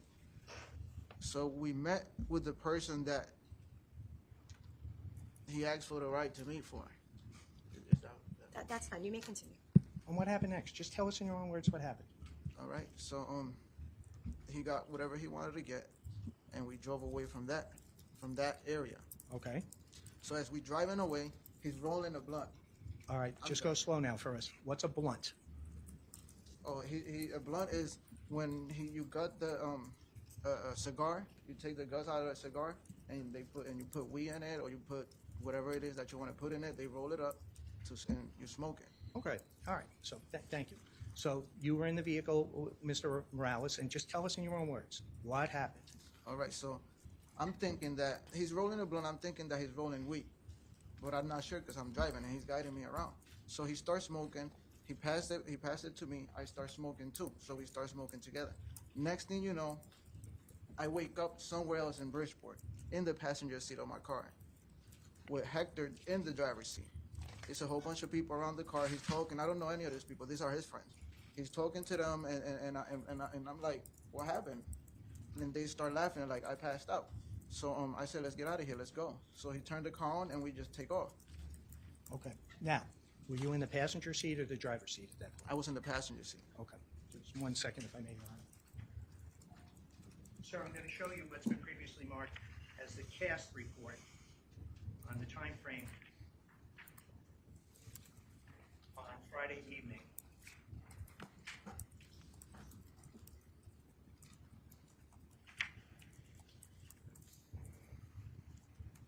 Just 1 second, please. Sure. And, sir, did you have your cell phone with you I did. when you went down to Bridgeport? Yes. Okay, all right, that's fine. That's fine. Now, you said that you were in the car, you smoked something, and then there came a point that you left Bridgeport. Is that correct? Yes. And approximately what time was that? I'm thinking around 9 o'clock, All right. 8, 9 o'clock at night. Okay. Now, you're in Bridgeport, 8, 9 o'clock at night. Now, Mr. Rodriguez is driving and you're in the passenger seat. Is that correct? Yes. And tell the ladies and gentlemen of the jury, where'd you go? Well, as we driving back, I'm still in and out of it because I was high. I got so high that I wasn't really focusing on anything. I couldn't focus on anything. All right, let me stop you there. When you say you were in and out of it, tell us what that means. That means I was in and out of consciousness. Like, I was just drifting from consciousness into non-conscious. Okay. Had you ever been in that state before? Yes. Okay. And sir, as you sit here now, do you know what it was that you ingested when you were in Bridgeport? Yeah, he rolled a bag of dust, blunt, PCP. All right. So when you say he rolled a bag of dust, tell the ladies and gentlemen of the jury what that means. He in the blunt that he was rolling, he put dust. He rolled the bag of dust. All right. The jury doesn't know what dust is. Okay. So we have to go slow here. Okay. All right, All right. sorry. You said that it was PCP. Is that Yes. correct? And just tell the ladies and gentlemen of the jury, does PCP also have other street names? Yes. Okay, and PCP what- is also known as angel dust. Is known as angel dust? Yes. Okay. So when you had ingested and you had smoked the marijuana blunt, it had PCP in it, correct? Yes. And you had Your Honor, I'm going ingested. to object at this point to leading. First of all, there's no evidence before this jury that it is marijuana. His testimony was he thought they were going to purchase marijuana, but now he's testifying that he smoked dust. So there is no evidence at this point of marijuana. I'll sustain the objection. And I would ask again that the questions not be leading, please. So you were in New Haven. You felt the effects of what you smoked, correct? Yes. Had you felt like that previously when you had ingested drugs in the past? Yes. Okay. Tell us what happens when you ingested drugs like that in the past. Well, I started smoking PCP or angel dust when I was like 16 years old, and I've been smoking it ever since. Your Honor, I'm going to object at this point that this is improper. It's propensity evidence, character evidence. What he did at a previous time is not relevant to. All right, I'll allow the answer if the answer is going to be what, in response to the question was, which was, how had you felt like that previously when you had ingested drugs in the past? Just how he felt, not a recitation of the history of any drug ingestion. So partially, I guess, sustained, but I will allow the answer to the actual question that was asked. Okay. You can answer. Just how he felt. How did you feel? previously. Was it similar to how you had felt in the past when you had ingested drugs? Yes, Okay. it was a relapse. All right. Now, I want you to tell. Your Honor, I would move to strike. Okay, It was I'll move- non-responsive. I'll strike, it was a relapse, so I'll strike that from evidence as unresponsive. The only answer that you should consider at this point would be the yes. All right, Attorney Gavin, you may Thank you, proceed. Your Honor. Thank you. Okay. We have to be very careful with our answers, okay? All right, Yes. Mr. Morales? But you told us that you had felt like that in the past. Is that correct? Yes, I have. And please, tell the ladies and gentlemen, when you were in the car in Bridgeport going back to New Haven, how did you feel? Well, like I said before, I was in and out of it because I haven't smoked that in so long that. Objection, Just Your how Honor. did you feel? Sustained. And I would also ask that the defendant move closer to the mic because I can barely hear him. All Okay. right, so Yeah. let me deal with one thing at a time. So again, I'll sustain the objection. We're just going to answer the question that's asked, and I will ask you please to just keep your voice up a little bit, Mr. Morales, so everyone can hear you, and just make sure you're keeping up close to the mic. All right, Attorney Gavin. All right. Thank you. So you were describing how you felt in the vehicle. Tell us with specificity, how did you feel in the vehicle? Well, I was high, confused. Everything was blurry. I couldn't really see. I had no focus. Everything seemed really dark, and that's how I felt. That's fine. Where did you go after you left Bridgeport? Well, we were supposed to go No, directly to New where Haven. did you go? Just tell us where you went, not where you were supposed to go. Well, I remember several stops were made in our way back to New Haven from Bridgeport. Okay, just tell us where. Not recall? clear. I don't remember. I was in and out of it, but I know that we stopped in a couple of spots. Oh, okay, so just so the testimony's clear, you recall stopping, but you don't know the location, is that fair? Exactly. I wasn't driving, and I was in. The question's been asked, Your Honor. Has been answered. Okay. Where, after you left Bridgeport, you told us the condition that you were in, did you return anywhere? We went back to Hector's house And where was that located? in East Haven. In East Haven, Connecticut? Okay, and what time did you get back to Hector's house? Approximately? 10 o'clock, 10:30. All right, and just tell us in your own words, what did you do next after you returned to East Haven, Connecticut? So once we got to his house, we parked behind the house. We went inside. Hector started talking to some people. He started making drug transactions. No, you can't talk about what somebody else said. You did. Just tell me, you went back to New Haven to Hector's house, correct? Yeah, all right, so we Okay, went- how long were you at Hector's house? We went upstairs. I was there for. Once we got inside his house, there was some other people in there. They were really not that friendly to me. So, at the same time, I got a call from Christine. I went outside the house. I talked on the phone for a little while. I said I'll be there in a few minutes. We just got back. She was waiting for me in Ansonia. It was supposed to take 2 hours top right, and it's already like 10 o'clock, 11 o'clock at night, almost 12 midnight, whatever. And I told Hector, all right, I'm leaving. And I can say what he did. Sure. So he started like he went in his pocket and he started giving me stuff. And I was like, what's this? And he was like, Objection as to what he said. But just be careful not to say what he said. You can talk about his actions, but not what he said. What did Hector do? well, he gave me everything that was in my pockets, all my stuff. Somehow he had it. And he gave it to me. He said something. And I took it. But he also gave me 2 bags of dust. And Okay, he let me said- just stop you there. Is that the PCP you referred to? Yes. Okay, and just tell the ladies and gentlemen of the jury, he gave you 2 bags. Describe it for the jury. Well, it's 2 like dime bags, little Ziploc bags that you put weed in it or whatever. Two bags of that. Okay, and then what happened next? Well, I grabbed everything that he gave because he gave it to me with the other stuff that he was giving it. I grabbed everything and I got out of there because the guys that were in there with him gave me a bad vibe. So Okay, so let me just stop you, okay? So you left the apartment, is that correct? Okay, and where did you go? well, I went into my car. Okay, all right, and you went into the Nissan Sentra? Yes. Okay, and just Objection, tell, we're leading, Your Honor. I'll allow that.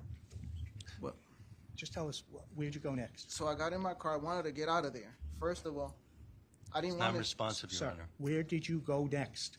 You were at Hector's. Where did you go next? Well, I drove to like downtown New Haven and I parked somewhere. Okay, how long were you there? Not sure. Okay, what happened next that you recall? Well, I parked because I wanted to get my head straight a little bit because I was still like, I'm lucky I made it to downtown New Haven. Objection, Your Honor. Sustained. Sir, you got to answer my questions, okay? Yes. All right, you said you left Hector's, you went to downtown New Haven, you Yes. parked the car. Do you Yes. have any recollection how long you were there? Probably half hour, 40 minutes. All right, and just tell us what happened next, sir. Well, Christine called me again. So I turned the car on and I started driving to Ansonia. Okay, where were you going to? Ansonia. Okay, all right, at 6.5 Myrtle Avenue? Yes, Okay, and did you arrive there at 6.5 Myrtle? I did. Okay, and approximately what time was it? 12:15. All right, okay, and what did you do when you arrived at 6.5 Myrtle? This is, So I parked. I got out of the car. I started grabbing the stuff. I went in my pockets looking for the key. I couldn't find the key to my key to the apartment was missing. I couldn't find that, so I called Christine. okay. And then what did you do? Did you go into the apartment?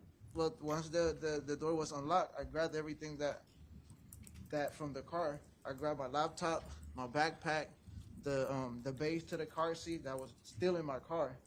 So I grabbed that and I went inside.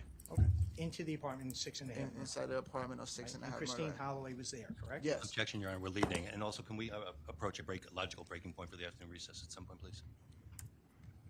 We'll break at 3:30 and you continue. Thank you. You went into the apartment.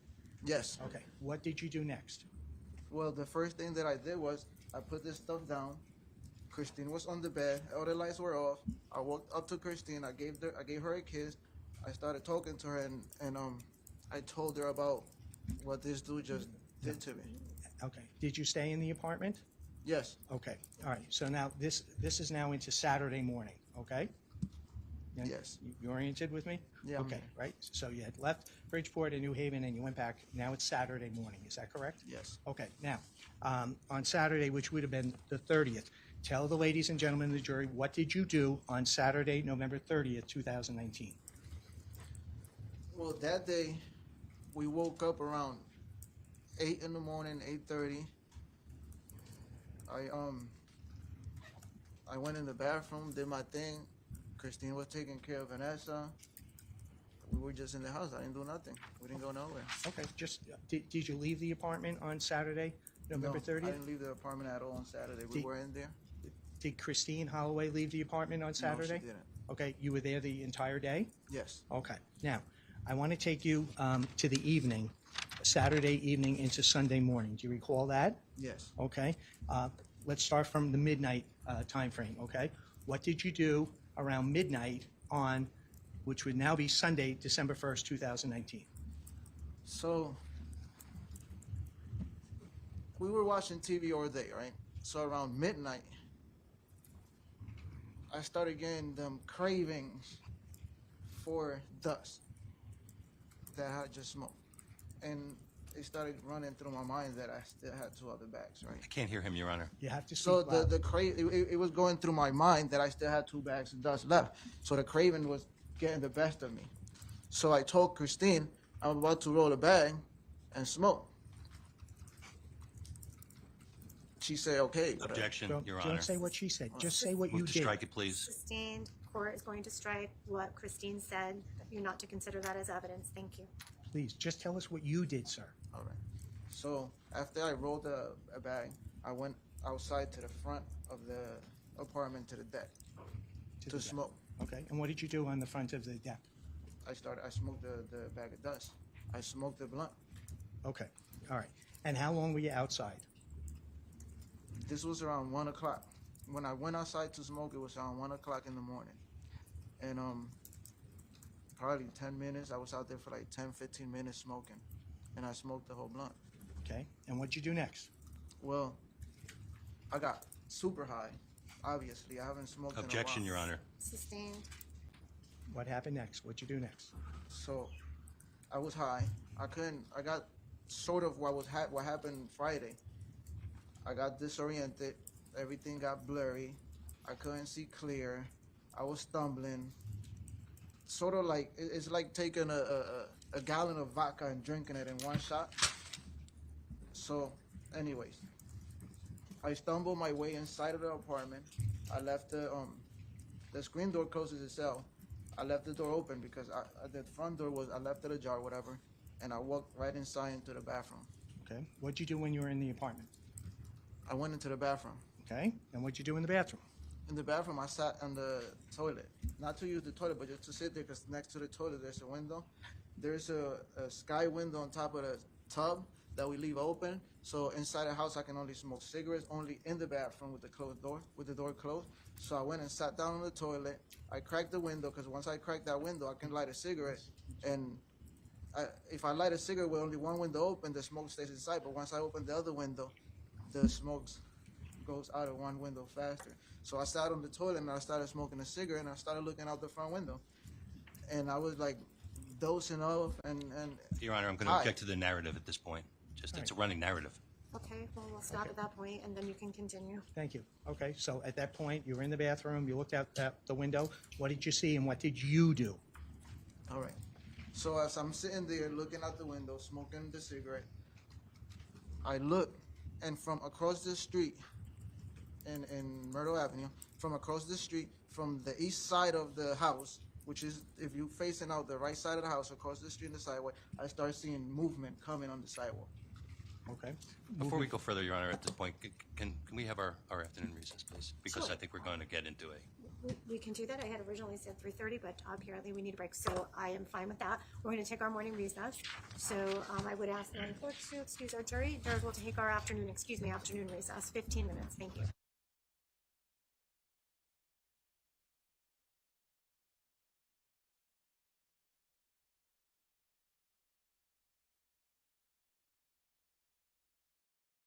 notes.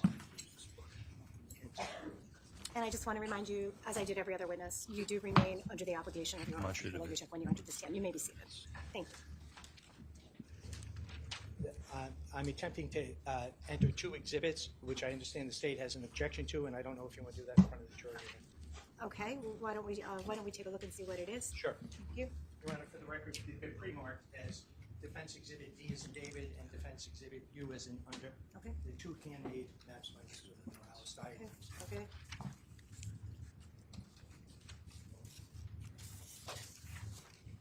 All right, and I'll hear the state's objection to the maps. Your Honor, these are hand-drawn exhibits by the defendant. I believe that I'm not sure quite frankly what their purpose is.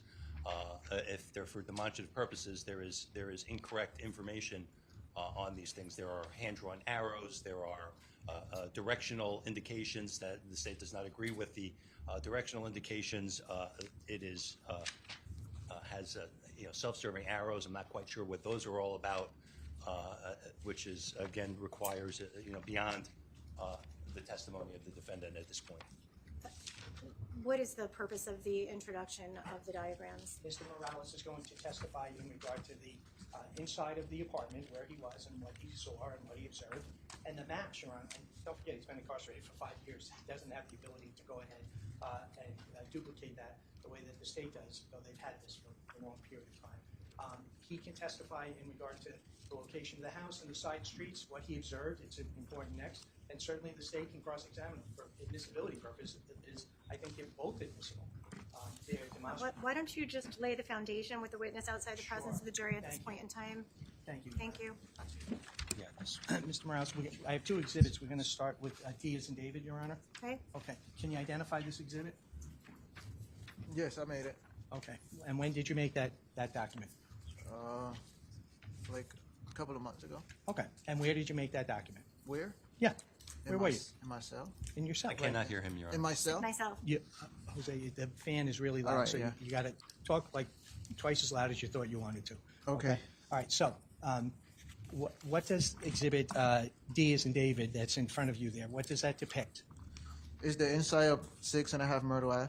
Okay. Now you're going to testify in regard to what occurred at 6.5 Myrtle. Would that assist you to go ahead in your testimony to the jury? Yes. Is that why you prepared this document? Yes. So that you could reference it? Yes. Okay. And now I'm going to show you what's also been marked as Exhibit U as in under. Okay. Could you take a look at that, sir? Yes. What does that depict? The area around 6.5 Myrtle Ave? Okay. And that's the streets that surround 6.5 Myrtle, Yes. where you've been testifying and you're about to testify. You were on in the morning of December 1st, Yes. and it shows the side streets, correct? That's correct. Objection, Your Honor. He's leading the witness. It's a proffer. I understand what it is, but he should still be creating his own foundation. Attorney Stein. Are you done with the proper?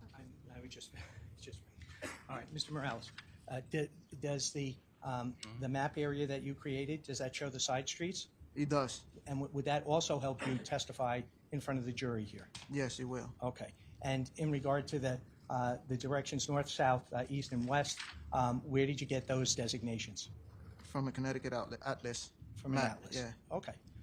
And they both would help you testify? Yes, they will. Okay. I have no other questions. Thank you, Your Honor. Attorney Stein. Yes, Your Honor.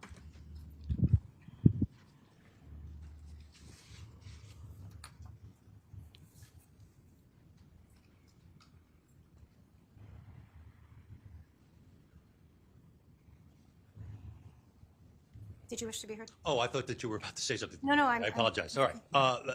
With regard to demonstrative evidence, Your Honor, it has to be a fair and accurate representation of what it portrays or conveys. It needs to be helpful or necessary to make the witness's testimony understandable to the trier of fact. It has to have a reasonable tendency to prove or disprove a material fact, to shed some light upon its materiality. And to this extent, we have 100 pictures of the inside of 6.5 Myrtle Street in evidence in this case, as well as several maps that were introduced through various witnesses with regard to camera locations as well as other things along that line. To start to admit this self-drawn, self-serving demonstrative evidence, I do not believe that this is going to lend any substantial assistance to the jury in any of these issues. All right, so Attorney Stein, those are the state's exhibits. This is the defendant's case. The defendant's testifying. He indicated it would help and assist his testimony to the jury. He also indicated what was purported to be displayed in those diagrams. I acknowledge they're not to scale. That's subject to cross-examination. Also, he indicated that they represent that area as he believes it to be, and they represent also authentically the inside of that apartment.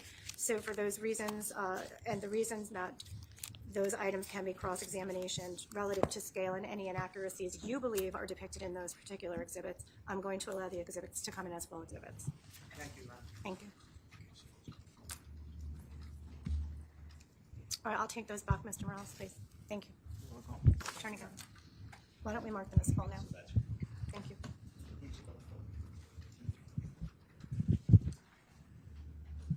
Your Honor, I'm going to be using the 911 call Okay. just so the court's aware, so we're going to have some technical. Okay, thank you. Thank you so much. What are the ladders of those, please?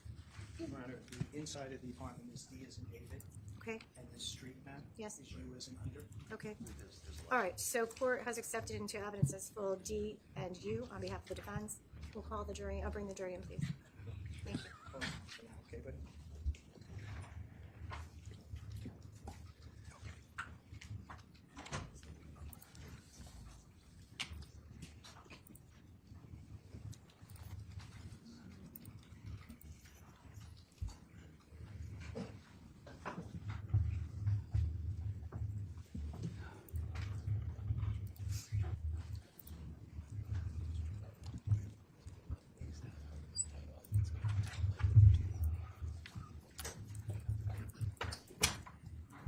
Counsel, please stipulate to the return of our jurors. Stipulate to the present, Your Honor.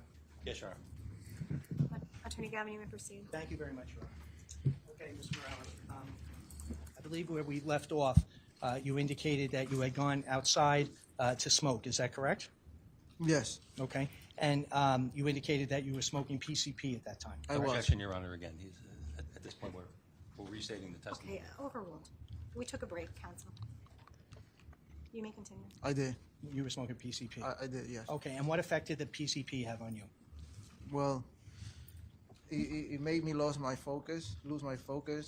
I got blurry, disoriented. I lost my balance. I couldn't see clear. Okay, and then you said, I believe we left off that you had testified that you went back into the apartment. Is that correct? Yes. All right, and you went into the bathroom area. And I think that's where we left off, Your Honor. Okay, great. Sir, I'm going to show you two exhibits that have been marked as full exhibits. One is Exhibit D as in David, and one is Exhibit U. So we just take a second here, okay? All right. Okay.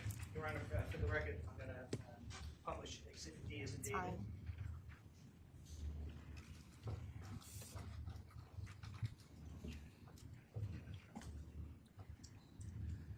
Okay. Mr. Morales, can you see that exhibit? Yes, I can. D as in David? Can you Yes. tell us who made that diagram? I did. Okay, and where did you do that? It's of 6.5 murder act. 6.5 murder weapons. Yes. Can you just, I want you to describe, go slow, describe for us what is depicted in the exhibit. All right. So we have the outside deck in the front. The walkway in, you got the screen door, the door. Then you got a little tile area. That's where you put your stuff before you get into the open living space. All right, so just 1 second, just if you could look at the monitor. You said the deck area, correct? Yes. And you said there was a doorway, Yes. and there was a screen door and a secure door, correct? That's correct. And then a tile area? Yes. Okay, go ahead. And then we go into the living area. Okay, is that over here? Yes. All right, what else is depicted? Then we have a closet right in the upper corner. Well, right next to the tile. That's the closet. Yep. Then we have the kitchen, Okay, and it's like an island with the stove in the middle. okay, in the kitchen area? Yes. Yes, sir. Then we have the dresser that I placed there to kind of make an illusion of a bedroom.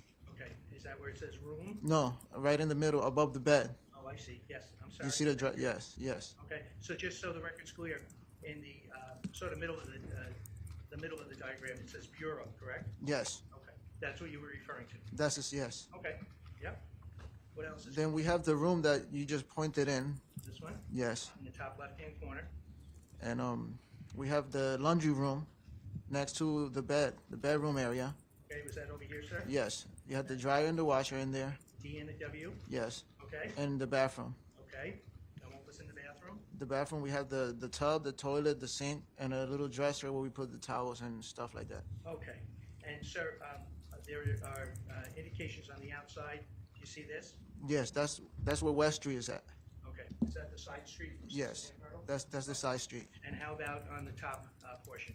That's Cottage Avenue. That's the one that is behind 6.5 Myrtle. That's the one to the garage. Your Honor, I'm now going to publish Exhibit U as an under. All right, Mr. Morales, I want to go slow here again. You see Exhibit U? Yes. See that up on- It's upside down. That better? Yep, there you go. All right, so let's start with the easy thing. Can you tell me where 6.5 Myrtle is? It's right in the middle, right there. Yes, Is that, and that's the residence that Christine was residing in? yes. That you referred to? Okay. And what street runs in front of 6.5 Myrtle? Sorry, withdrawn. Poorly worded. What street runs in front of the address 6.5 Myrtle Avenue? Myrtle Avenue. Okay? And then does Myrtle Avenue continue along? Yes, All right, now, there are diagrams here. It says 2, 6, 6.5. Can you identify that for the jury? yes. Those are the next door houses. Okay, next door neighbors? Yes, All right, and how about this designation here, Judson Place? that's the street to the side of the house next to 2 Okay. Myrtle Ave. All right, and 6.5 Myrtle, was that contained between Judson Place and West Street? It is. Okay, and you can access Myrtle Avenue by going down Cottage, correct? Yes, And you can go up Judson, correct? yes. And you can make a right on Myrtle, Yep. Yes, and you can circle around and come back down on West. that's correct.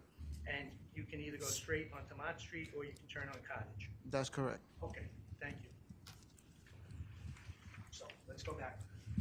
Let's go back to you at the apartment on Sunday morning, 12/1. Okay, do you need any of these diagrams? Yes, that one. Yes. Okay, let's put this up. I want you to tell, and Your Honor, just for the record, that's Exhibit D as in David. Thank you. I want you to go slow, and I only want you to tell us what you observed. You went back into the apartment, and tell us in your own words what you personally observed. All right, so I went from the deck into the apartment, and I went into the bathroom, and I was sitting right on the toilet, looking out the window towards the front of the house. From across the street, I saw movement first, and then I saw 2 individuals walking on the sidewalk across the street On what street? on Myrtle Avenue.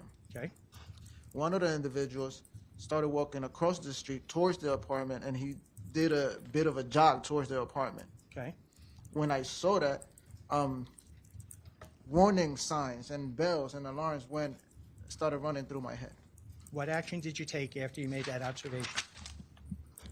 My first intention was to No, run. what did you do? Just tell us.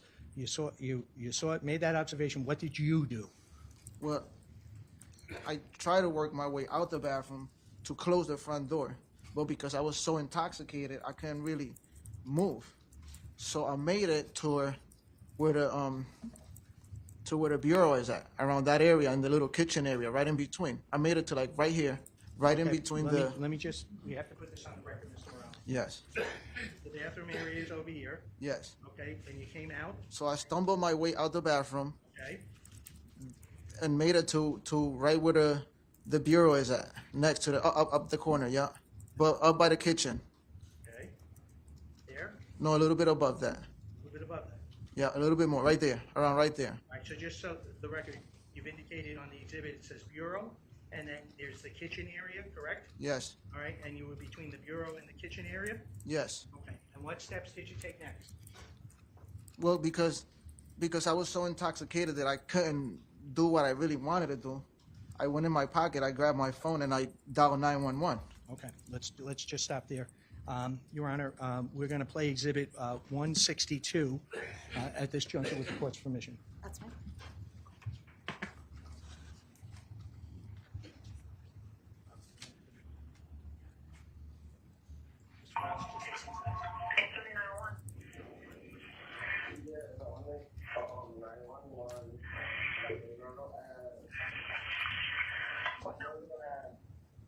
Mr. Morales, can you identify whose voice is on State's Exhibit 162? Yes, that's my voice. That's you calling 911? Yes. Okay, thank you. What number Myrtle? What number house on Myrtle Ave? Where are you on Myrtle Ave? Where are you on Myrtle Ave? What number?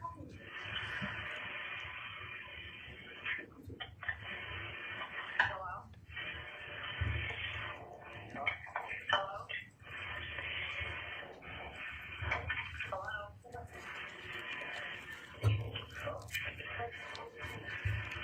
Hello?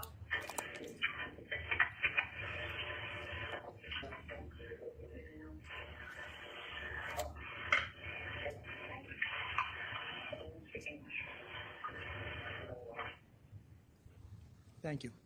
Mr. Morales, you hear a female voice in the background. Can you identify for the jury whose voice that was? That's Christine's voice. Okay, so just tell us in your own words. You said you got your cell phone, you called 911, and what happened with Christine? Well, Christine was sitting on the bed. She was watching TV. Okay, all right, So she had no idea what was going on. okay.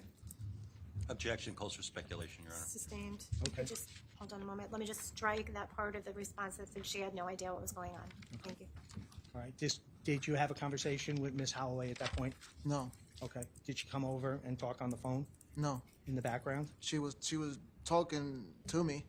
That's what I'm asking you. Yes. Okay, okay. There's no question that's Ms. Holloway's voice at that point, Yes. correct? All right, all right. Now, you made the 911 call.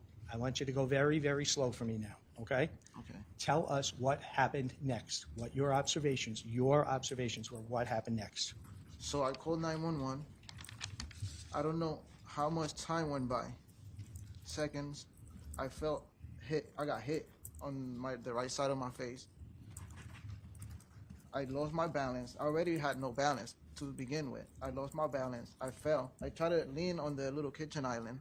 I couldn't get to it because I was not that close to it. So I fell. I got on my floor, on my knees and my hands, and I got hit right around my chest area. I stood there, laid out on the floor, high, extremely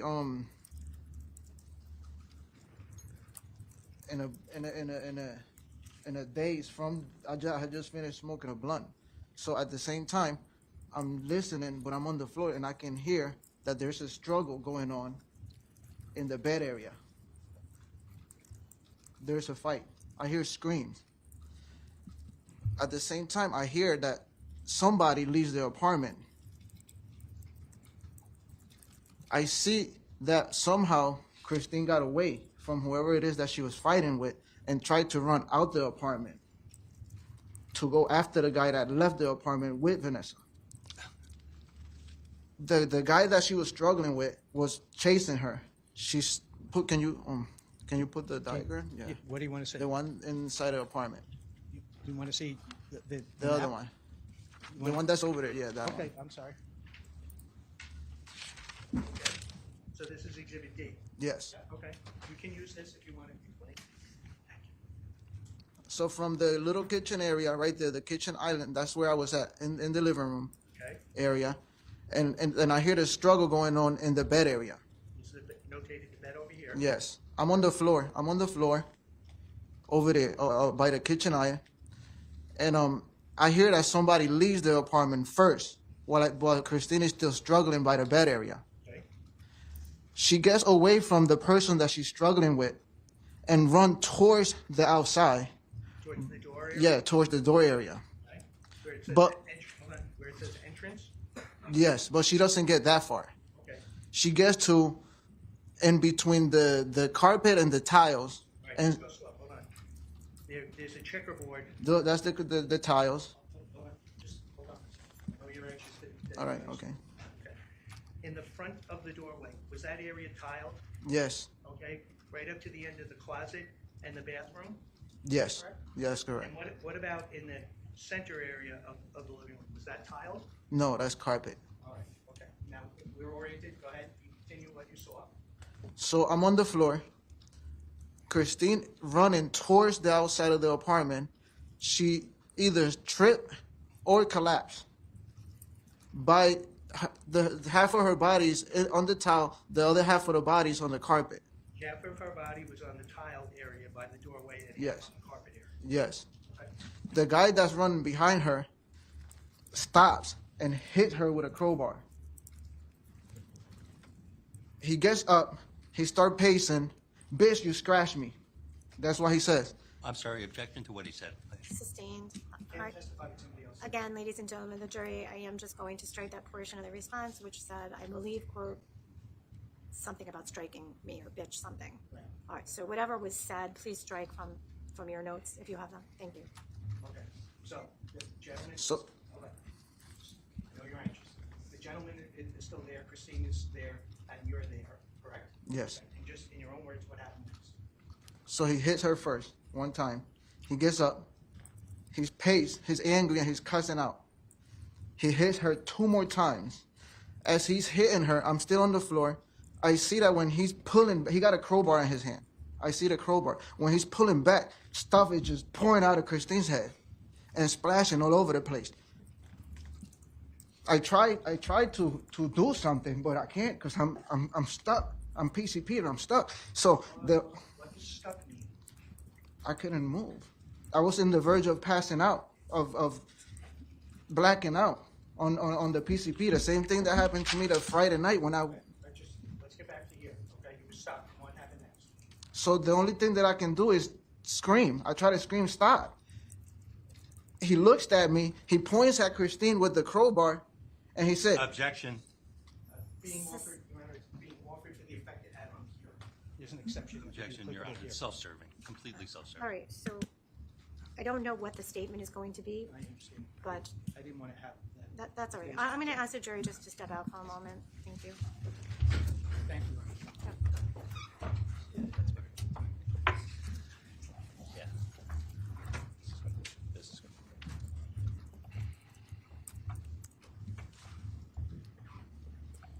Thank you.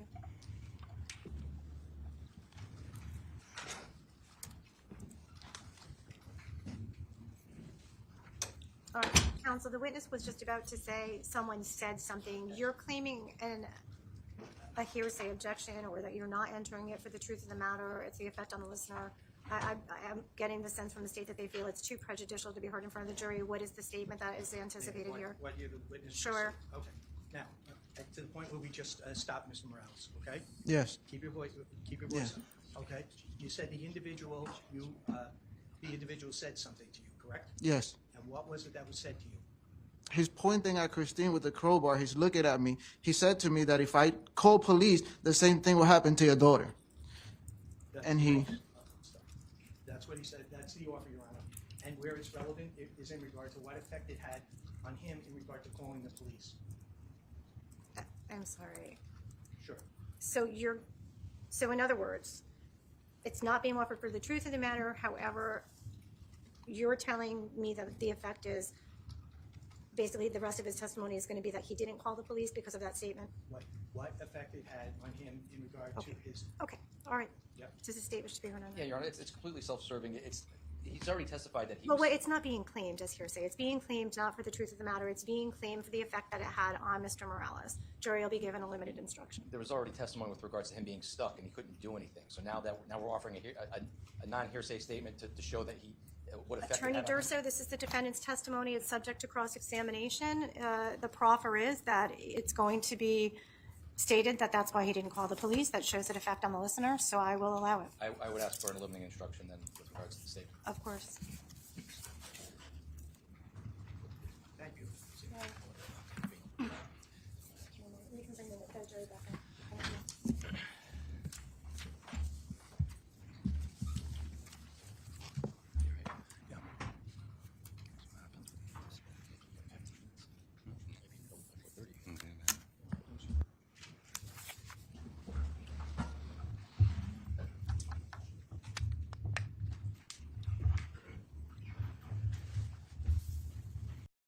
They return the You said that the man that was in the particular part of his answer, and then I will.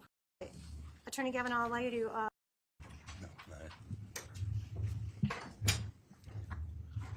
please stipulate to the return of the jurors? Yes, Your Honor. All right. Attorney Gavin, I'll allow you to have your client complete that particular part of his answer, and then I will provide a limiting instruction to the jury. So please stop at that point. Thank you very much. Thank you. Mr. Morales, just one question to answer. When we broke, you said that the man that was in the apartment said something to you. What did he say?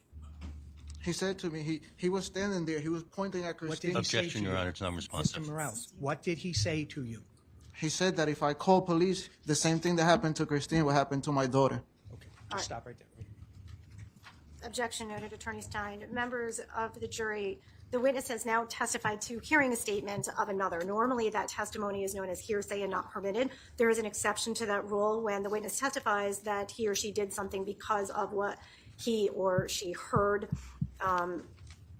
In this particular case, it doesn't matter who uttered the statement or how the speaker gathered that information or whether the statement is truthful or accurate. It matters that someone uttered the words and the witness did something on hearing those words. So in this instance, you may not consider what the witness heard for the truth of the words spoken. You may consider those words only for the reason they are offered, and that is solely for the limited purpose to explain what this witness did upon hearing those words. So now I'll let you continue. Attorney Gavin. Thank you very much, Your Honor. Thank you. Okay, Mr. Morales.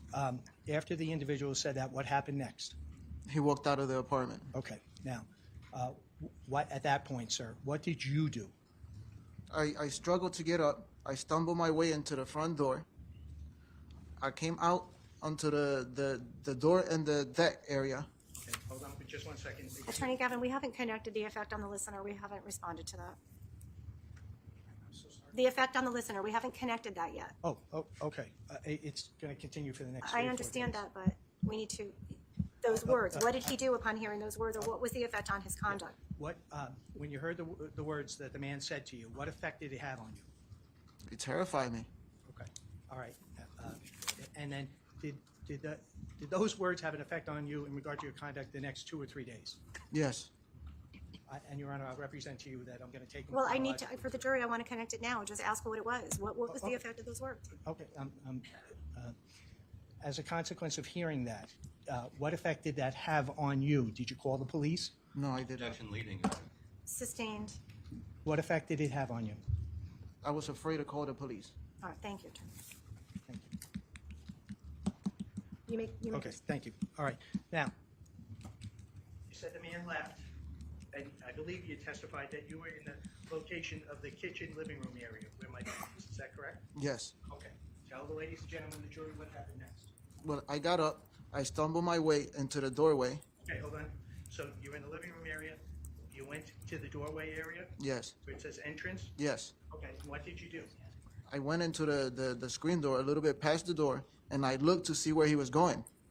And I saw him go towards the corner. At the same time, I saw his headlights coming in. Okay. Now let me just Yeah. put up Exhibit U. Okay.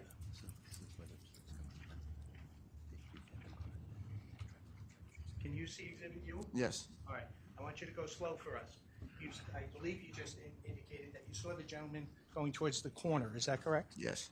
Which corner are you referring to? Towards the corner of Myrtle Ave and West Street. Okay. So hold on 1 second. This is 6.5 Myrtle, correct? Yes. And you say the corner, this is West Street over here? Yes. And that's Myrtle Ave over there? Correct. Correct? And you said you saw him in the corner area? Yes. Okay. And then what did you see next? Well, I saw headlights that were coming down from Myrtle Ave, slow. Nice and slow. Was he going from Myrtle Avenue towards West Street? Yes. Okay. And what happened? What did you observe next? Well, I heard the car door open, but the car didn't stop. He only slowed down, and the guy that ran out of my house or the apartment got in the car. Okay. And where did the car go after that? He went down West Street. Okay, let's go nice and slow. The car then went down West Street towards the back of 6.5 Myrtle? Yes. Okay, and when were you able to observe that with your own eyes? Yes, I did. Okay, and then what else did you see? That's it. He went down West Street. I saw him go down. I saw him coming from Myrtle Ave, turning left onto West Street and going down. Okay, and did there come a point that you weren't able to see the vehicle? Yes. After that point? Okay. Yes. All right. What'd you do after that? I went back inside the apartment. Okay, I want you to go slow. What'd you do when you got back inside the apartment? I turned around. I closed the door behind me, and I looked into the apartment. What'd you And see? Christine was right there in front of me, and by the towel area where I said that she got hit, and she was laying on top of a whole bunch of items clothes, toys. The diaper pail was in that area too. And that little area was where Vanessa used to go and grab things and bring them from all over the apartment.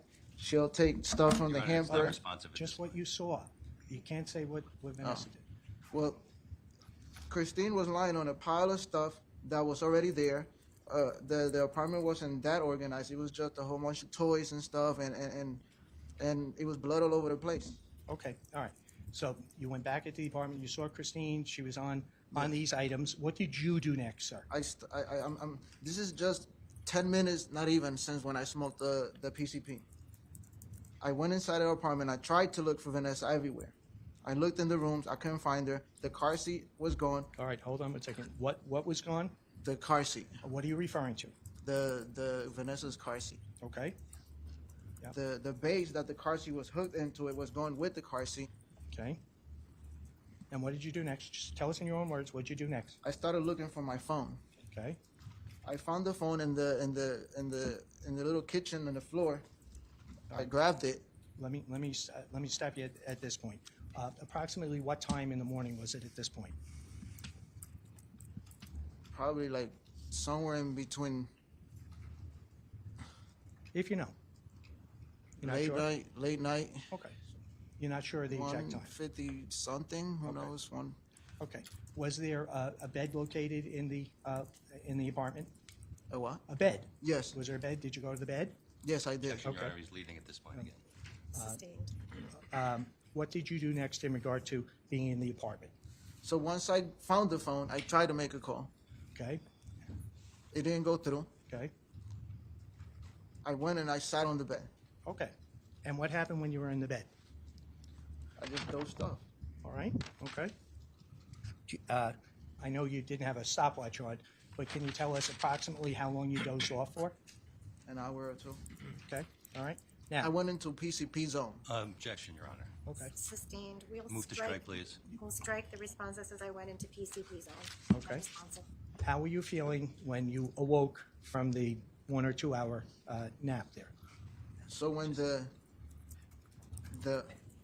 stuck portion of the high subsided, and I started regaining a little bit of control of my senses, so to speak, I got out of the bed, I stood up from the bed, and I walked towards where Christine was at. Okay, and what'd you do next?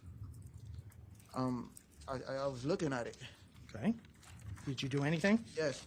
So Tell the ladies and gentlemen of the jury what your next steps were. So I'm still high. The fan is on. I see a bag.